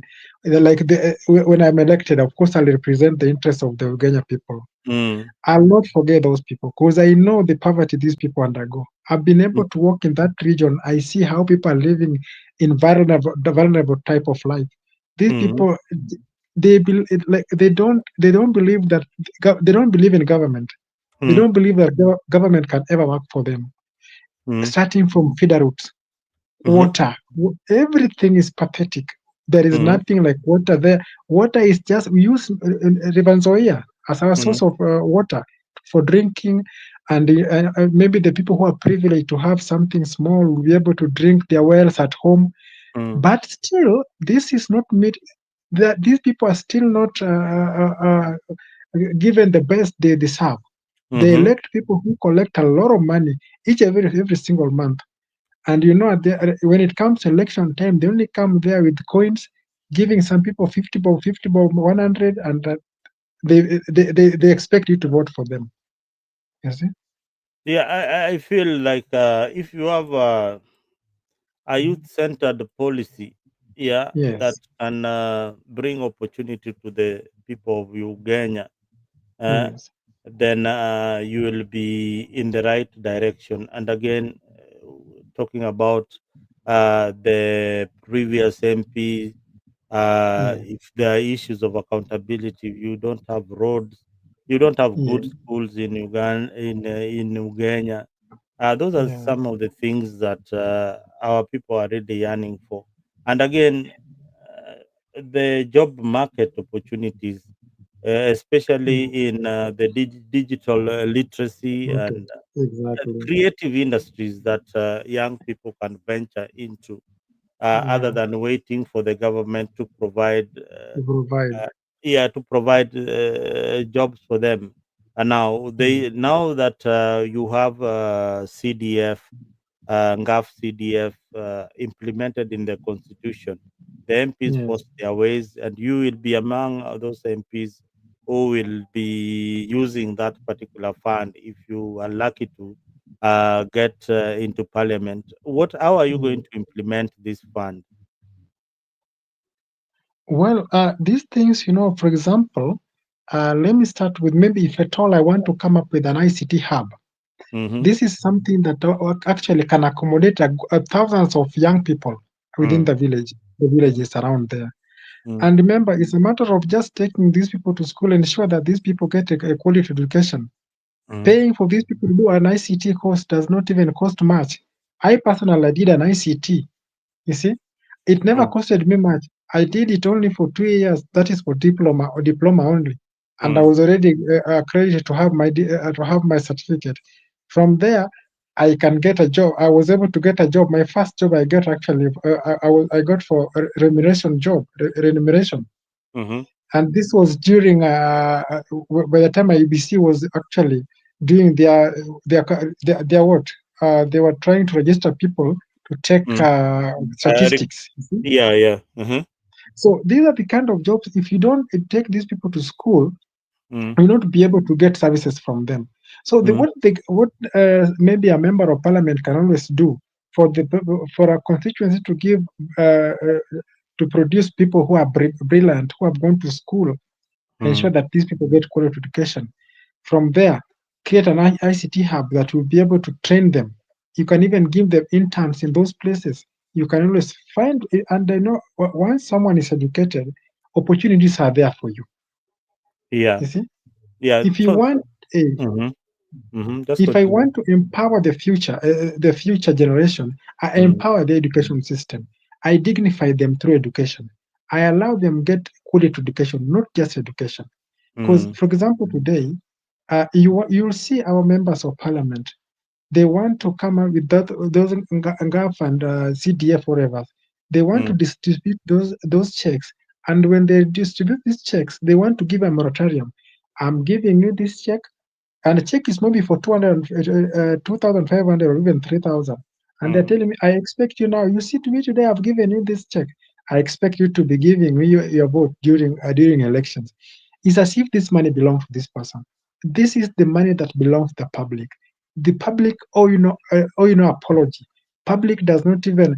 You are the person who should thank the public for having given you that opportunity to serve them, not them to tell you mtukufu saa yote mtukufu. And these are people who you are representing the interest of the parliament. So that is where people get it wrong. They want to be called mtukufu all the times when the people are the people. The parliamentarian is the one who should respect the people who elected them. You see that? Yeah. So there's a lot that is unfinished jobs that we need to start implementing in place and trying to look in the laws that give the governing laws. I think that is what we should also be able to recheck on. Because I don't understand why a member of parliament will always be boasting around na pesa ya wananchi, thinking they are lords. Yes, it's not good at all. Yeah, because you know when you told me you're vying for Ugenya, I was so impressed because I've met young people who are fighting for justice. But Yes. very few times I meet somebody who comes to this panel and says that, you know what, Zalendo, I'm vying for this particular seat. Uh, I, Yeah. that is bold. That is so encouraging. That is so refreshing. Like oh my God, that is very refreshing. Because now Thank you. I believe that there will be a genuine economic empowerment for the Yes. youth. Yeah, Yes. I believe there'll be a lot of accountability is Yeah. expected from you and your team if you become the governor, the MP for Ugenya. Then Yes. again, there will be a lot of civic education that you will be uh, you will be engaged with.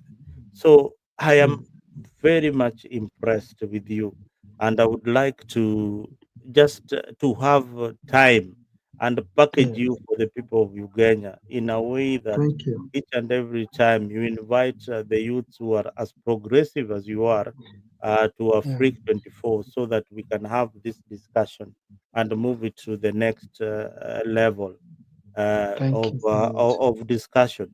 So I'll make always be sure that available. make sure that you subscribe to this channel.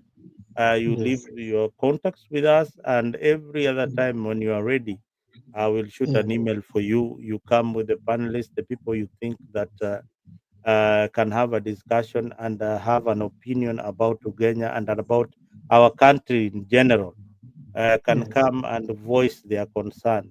I have Yes. said that today I was having a discussion with millennials on our WhatsApp page, Club 50 and above. So Yeah. in Club 50, we discuss politics. So every one of them was saying that, we have been hiding in these WhatsApp spaces for a Yeah. very long time. It is high time you step up for leadership. Instead of complaining that Ruto is a bad president, Yeah. go and challenge him on the ballot and tell him, Thank boss, you. mimi nakutoa hii Yes. kiti sababu ya hivi na hii, hivi na hii, Naive. hivi na hivi. Naive. So we have to be bold enough to challenge Yes. the system, and that is what is wanted. Let me welcome Yes. Brother Benson. Karibu sana Africa 24, and tell us your opinion about our country where we are at the moment. Thank you so much, Mzalendo, for the opportunity. Where we are, I think we are at crossroad, and everything I feel like seems not to be working. There's anger, and the reason why I'm pointing this out. Today I was watching at ATN, and there was a police officer who came out and was speaking about his transfer and what necessitated him to be transferred, and and he has also been speaking this about everything on his platform, Mm. and uh, and like if you listen to what he says, it tells you that there's somewhere that we've disconnected with ourselves, especially the leadership, the people, and even the services, the country at large. There's that disconnect that is um, is is being experienced. But I don't think the political class might not be understanding that disconnect, because this is informed by the kind of utterances that they are making. Instead of focusing on the real issues, they focus on side shows. I was listening also to Junet Mohammed. I think like today, Honorable Junet Mohammed, he was in Migori in a certain function, and I think he asked why was Kalonzo not in Albert Sojuan's funeral. At a time like this, so it tells you that disconnect whereby the real issues that are affecting the country are not the subject of discussion.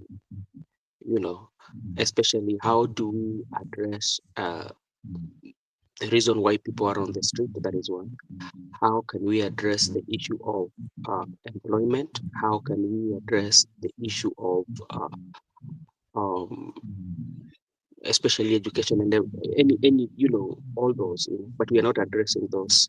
We were so much focused about the presidency and who is the president, who elected who, and so that is where the disconnect is. Another place that also witnessing the disconnect is about the narrative that is being pushed, especially by political class. It is a narrative that has always been used, but it has come in a very intelligent way that so many of us, especially the voters, would not understand, in a way that our emotions are being evoked. If you listen to one of the members of parliament today, I think it's a senator from a county, was saying that if that is the case, he was warning, especially the population from Mount Kenya, that if that's the case, what you're doing, we'll have to take stock of what happened 10 years ago. So the tone, what the political class are speaking about is quite much different. Again, there's also this discussion that is taking place in the public about intergenerational conversation, and how many conversations have people had, and what has always been the result. Remember, we are a country where we are dealing with the trust deficit, not even today, but since time immemorial. We've had that trust deficit. Remember, during 2007, 2008, it took the eminent person to come and talk to us, including our neighbors, especially Kofi Annan had to come and chair the dialogue between the leaders whom did not agree, So with that trust deficit, it begs you, or it leaves you with a question that what if the conversation or the dialogue or intergenerational dialogue are going to happen? What is that trust going to be there? So those are some of the disconnect. And another disconnect that also I'm witnessing is about, when a country is in crisis like this, what usually happens that there are people who have served in this country, especially Uhuru Muigai Kenyatta has served as a president in this country. We have Raila served as a prime minister. Kalonzo served as a deputy president back then. And when a country in crisis, sometimes you need the guidance, especially for those who have been in power. But in our country, is quite much different. Tell me on how maybe even the government can engage President Uhuru Muigai Kenyatta, especially when you've said, okay, during the Uhuru Kenyatta, you did not do this, you did not do this. Can it make that environment for negotiation or advice giving? So we are so much disconnected in all quarters. So I don't know how the country will pick up, but those are just like few observations. Yeah, my thank you for your sentiments.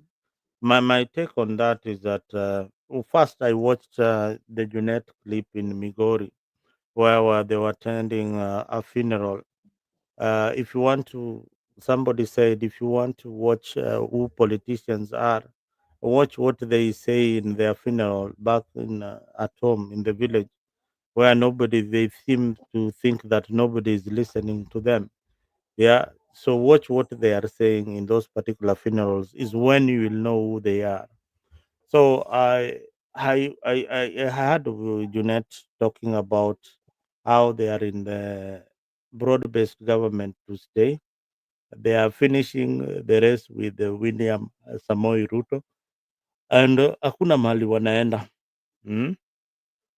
And he also emphasized on what he also He also said something that was very controversial that I've always mentioned, and perhaps we will discuss about this right now. He said that the constituency where he was, the MP is called Masara. It's Migori East, Turkana East or West or something like that. Now, he said that that MP is there to stay, and nobody should be bothered to look for the ODM ticket for that particular constituency. What do you make of such statements coming from leaders? You know, what has always happened in our political class is a view that they usually have that they are the people who usually make decisions. You know, that is not quite much different with what a very good member of parliament say that lazima tuende tucha. You know, so they always feel they have monopoly of decision making, especially of the public. That whatever they say, that is what carries the day.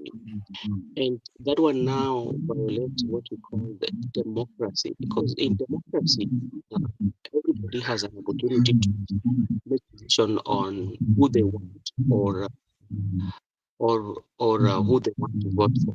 Yeah, if it's defeated on the ballot, yes, because like that's where the democracy mostly we can say that it defeated him in the ballot. But remember, this one comes, if you look at the history of women, especially Masara was not elected to the ODM ticket. That is something that you have to know, because during the nomination there was a problem there. They did not agree, and he opted out and went as a independent candidate, and he ended winning. Did he win as an independent or he won as an ODM candidate? No, as an independent. Oh, Masara is also he's an independent candidate. He won. In Migori, I know Fatuma Gedi, Fatuma, the women rep for Migori, was an independent candidate, and Masara. Wow. So there we go. The man from Mugenya. You got a lot of people. So this thing is doable. You can beat ODM in their own game. Check Masara. I'm very sure there was Masara. I thought that he was an ODM, but he seems to be. Let me check him out. Anyway, what do you make of this? The gentleman from Ugenya. Well, I agree totally 100% with my brother Benson. Number one, what you know these people are trying to do is so dangerous. This is a very dangerous thing. This narrative that a region must be ruled by a certain party. I think when Kenyans fought for Section 2A of the Kenyans or Section 2A in 1992 or somewhere there. Yep, 1992. Yes, these were the freedoms that we acquired, that anybody can vie with whatever party they want, they feel comfortable with. Now today, they are now trying to regionalize this thing. They've divided Kenya into segments that they feel that, okay, according to their interests. Now Raila Amolo Odinga is trying to give Nyanza as a region ODM. That is a very wrong, that's misconception. Things are getting out of their hands. That's why you see independent people are now getting with their part, getting themselves in the field, and they're winning. Even in someone like David Ochieng, who come from where I come from, that is Ugenya. David Ochieng vied with his own party called MDG. MDG has been winning there ever since the guy formed it. He has ruled two terms. He served 3 terms, but 1 term was ODM. Then when he was sacked, when he was thrown away from ODM, he formed his own party, that the MDG, then won again. Again after that, he won this 2022 election again. He won with his own party, and I think that the freedom we want. We cannot be led by one party trying to marginalize people, trying to make people feel like as if they are tied in a certain bottle. We should be free and able to air our mind. Like again, we see in Kenya here, like let me start with the DCP. DCP, you can see it is almost again becoming a regional party. You see, it has just been formed the other day, but it's coming again. It looks like a regional party again. It is it's mostly rocking in Mount Kenya region. You go to Wiper. Wiper is rocking again in only eastern part of Kenya, that is Ukambani, Makueni, and Kitui. You come again back here in let me say there is another party here. We've got three parties. Okay, that is Jubilee. Jubilee was also a regional party. That was only UDA. UDA again, as we speak, is going to be a regional party. It will only be a party that is going to be left for people in Rift Valley. So that is where we are going again. So I think we as young politicians now who are trying to come up, we need to talk to the community, try to educate, to give some civic education to our peers, to our people, that it is not about the party, it's about the ideology, it's about the mind you're going to install in these people. You see, it's about the job you're going to bring, or rather the brilliant idea you have for the transformation of a certain region that people has interest in. And I think that's the way to go. I agree with you. And perhaps I need to get one of these MDG members to tell us how they won election in ODM stronghold so easily and PDP from Migori. I mean, that is interesting. I can it's called who? I know one of the MCA who is elected in Busia County, secretary, somebody. It's called Mr. Honorable Olani. You can try to reach out to him. Even the Mwindi guy from Kisumu. Yeah, he won independent. Yeah, he won him. Shabir, is all Shabir or Shakir Shabir. Shakir Sabir. I mean, this is something that is doable. I mean, I'm getting excited to see that young people are already coming up. You know, Kisumu County, there's a member of parliament from Nyakach, not a member of county assembly. From where, Ben? From Kisumu County. He's went through independent candidate. He was an independent candidate. It's called who? I've also I know. But he's the only member of parliament, a member of county assembly who was elected on independent as an independent candidate. Now, ladies and gentlemen, even as I wound up, because we have got the next program that is coming in the next 3 hours with myself and Brother Ben and media that will be covering in Kenyan time. It will be in the morning. You can listen to what we'll be discussing later on. We have got a wonderful show that is coming. Now, I want to ask this question. How will the local react to this new Gen Z movement, or how and in the ODM stronghold and the UDA stronghold? And my second question would be, since these are regional parties, you said they are predominantly Rift Valley, they are predominantly Eastern, they are predominantly, I've not seen somebody mentioning Western, they are predominantly in Nyanza. Don't you think, Mheshimiwa, that there is a vacuum that is being left in the major cities?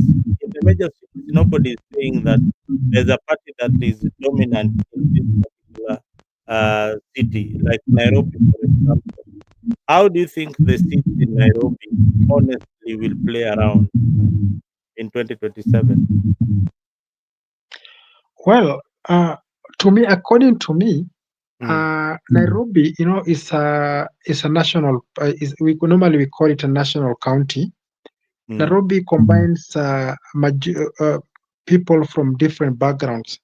There are people from Mount Kenya, eastern part of Kenya, southern part of Kenya, and even central, even the Nyanza region, that is the western part, is also here. So what happens with Nairobi? Nairobi, that's why you can see even today, the leaders that are elected in Nairobi, majority is ODM. ODM is the majority, then UDA. In Nairobi County, you have got 17 sub-counties. We have got 85 wards in Nairobi County. Here, it depends with the grassroots mobilization. I was in the ballot. I invited as an independent candidate in Ruai ward. That is the last election. Oh, you are with my good friend Pocoyoyo. Pocoyoyo was my good friend. He was supporting a guy called I see. I know the politics everywhere. Yeah. There was somebody there by the name Pocoyoyo. Pocoyoyo, I even have his number here. Pocoyoyo is my good friend. Oh, okay. One day bring me to a break 24 so that I we will. can have I will this invite him. discussion. Yes, I will invite him. So I was able to traverse Nairobi, and it happened that at the presidential level, I was supporting Raila Amolo Odinga because his ideologies by that time was actually rhyming with mine. However much I was an independent candidate, I supported him. But I personally, when I was going around helping him get some votes with my people, with my team, I was able to see that Nairobi is the county, is the only region in Kenya which does not go with the party. They go with their ideology. Nairobi is not dominated by any other party, but they go with ideas. So I think Nairobians, for a number of occasions, you guys even can see, it has not been going with the narrative of the government of the day. Even during Uhuru's time, Uhuru Kenyatta was not able to bag Nairobi. Nairobi always go to opposition, and they go for ideas also. They go for ideologies. As in, when you come with a brilliant idea which can work in the economic background, economic corridors, they'll always support you. So Nairobi is a very unique county. It is not easy to be dominated by one party. Wow. Wow. So, if you are listening at home or wherever you are, know that the cities are easy to grab in any political context. The cities are the cosmopolitan towns where they don't regard people with tribe, party affiliation, but the principles and ideologies that you put on the table. But Ben, what is your take on the question? Hello, Mzalendo. Yes. You're asking about Nairobi? Yeah, I am asking about this vacuum that is being created by you know these parties that are dominantly in the rural areas. Yeah. If you go to UDA, it's a municipality. If you go to Nyanza, it's in Homa Bay. ODM is in Homa Bay, Siaya, and its environment. If you go to a party like Kalonzo Musyoka Wiper, it's dominating in eastern politics that side. But if I go to Coast, if I go to Nairobi area, yeah, you find that there is a mixture of all sorts of candidates. Now, is it right to say that the opposition or the opposition will dominate in all these cosmopolitan towns? As my brother said, it is sometimes personality. Also, when you look at some areas, it also depends on who are the majority in that particular areas. Because let's say, like for instance, like when you go to where this member of county assembly usually comes from, the Gorogocho, who are the majority around that area? Matakwe, Jaluo. And also it depends with who are you, the somebody who have been there before or somebody who born there and raised. Yeah, You know. yeah, you can have been born there, but you don't share the same ideologies with ODM. Yes, but you still can make it, and Yes. and yeah, check for instance when you look at the election of Sakaja. Yeah, Sakaja and Polycarp Igathe. Why did the people elect Sakaja? Some people voted Sakaja because ni mtu ambaye labda alikuwa ni mtu wa mtaa, tunaita hivyo kwa lugha rasmi, huyu ni mtu wa mtaa. Then again, look again what happened again with Esther Passaris and remember Rachel Shebesh. Whereby Esther Passaris could be Rachel Shebesh lost to Passaris. Yet, if you look at how it was done, the Jubilee had the majority of votes. So sometimes it's about the personality. It is not about a particular party. Yeah. Remember when Edwin Sifuna lost the other time? Yeah. So it is all about personality. But now, in 2027, things are going to change, and the reason why things are going to change, and that's why you are witnessing, especially those are in Nairobi, including Babu Owino, Edwin Sifuna. Those were very vocal. It is not very clear the stand they've taken, especially. Yeah, they are playing with the views of the people. Especially you find that they tend to lean towards what the younger people are saying. You know, look at somebody like who has been a member of Westland for quite so long after Gumo, Wanyonyi. What did he say? He's saying he's going to vie in Bungoma. Why is that one so? Why is that one so? Because in Kugumu, Nairobi, my friend. Yeah. Nairobi si rahisi. And Nairobi is especially when it comes to the government, it sometimes they tend to negotiate it, but even during negotiation, sometimes they don't get it right. Because remember, in the last general election, Nairobi was negotiated between ODM and Jubilee. Because the preferred candidate that that was supposed to be given to people, was not in the ballot or was not confronted. Because remember, Polycarp Igathe came too much late in the race. Yeah. So despite the fact that it was negotiated and Polycarp Igathe still lost. So it is one of those counties that I think in 2027 will be very, very difficult, especially for the members of parliament or the leaders who, especially the women rep position and the senator and partly yeah, women rep naye niko sure hiyo imeenda.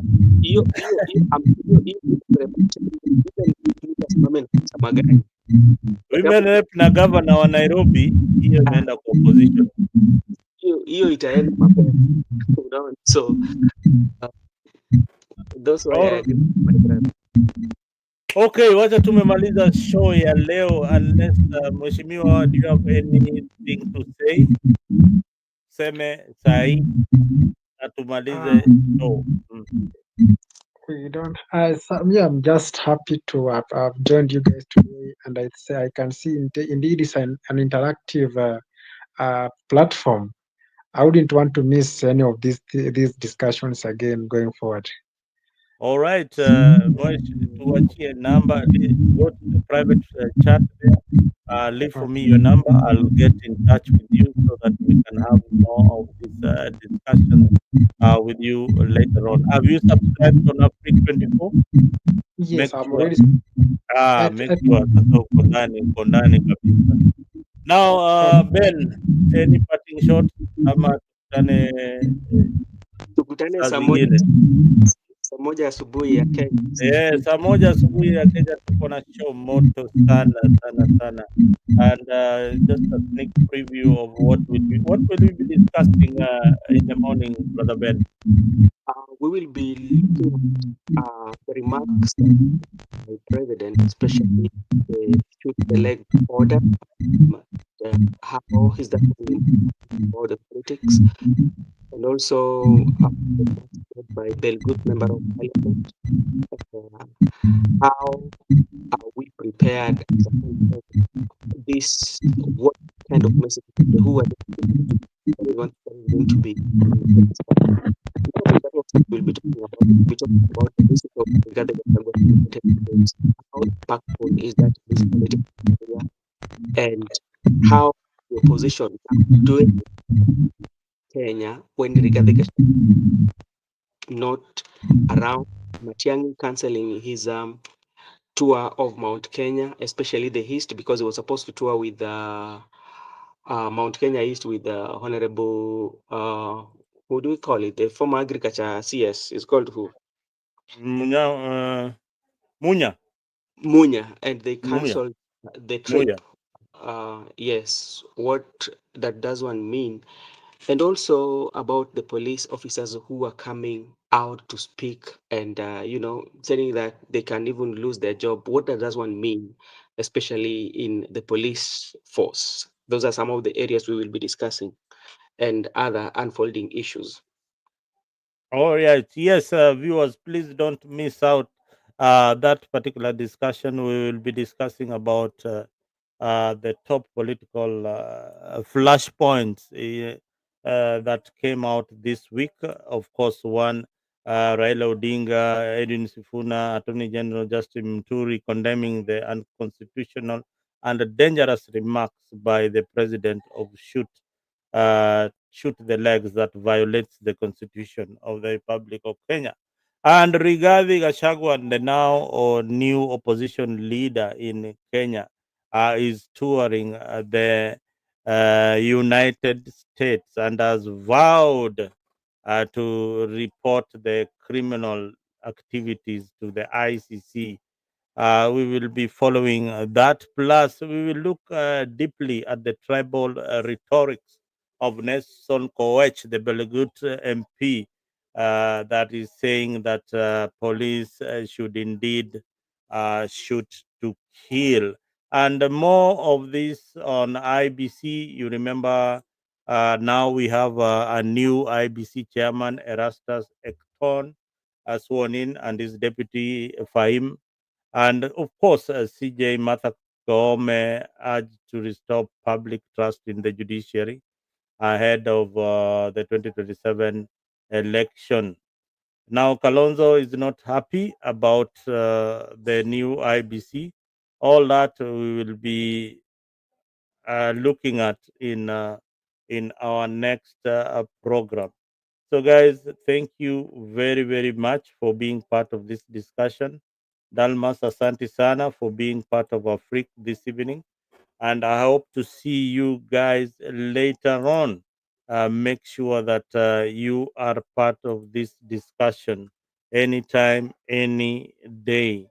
I have been your host, Muzalendo, and kama kawaida, thank you, Gypsy Corner. Thank you, Yusuf Etiang, for your contribution on the comment section. Those who have been watching us from Tembei, asante sana, and please make sure that you subscribe on Afrique 24.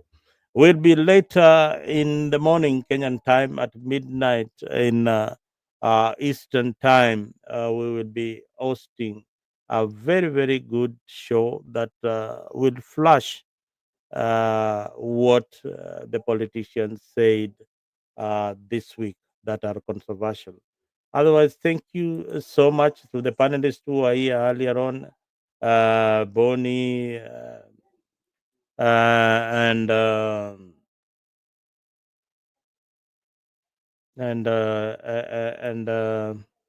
I've forgotten his name. Bonnie was here, and Alex. Thank you for holding up on Africa, and we hope to see you later tomorrow. This show will always be there for you discussing the real issues that happen in our Kenyan politics. Otherwise, asanteni sana na jiunge nasi baadaye katika hii show ya Africa 24.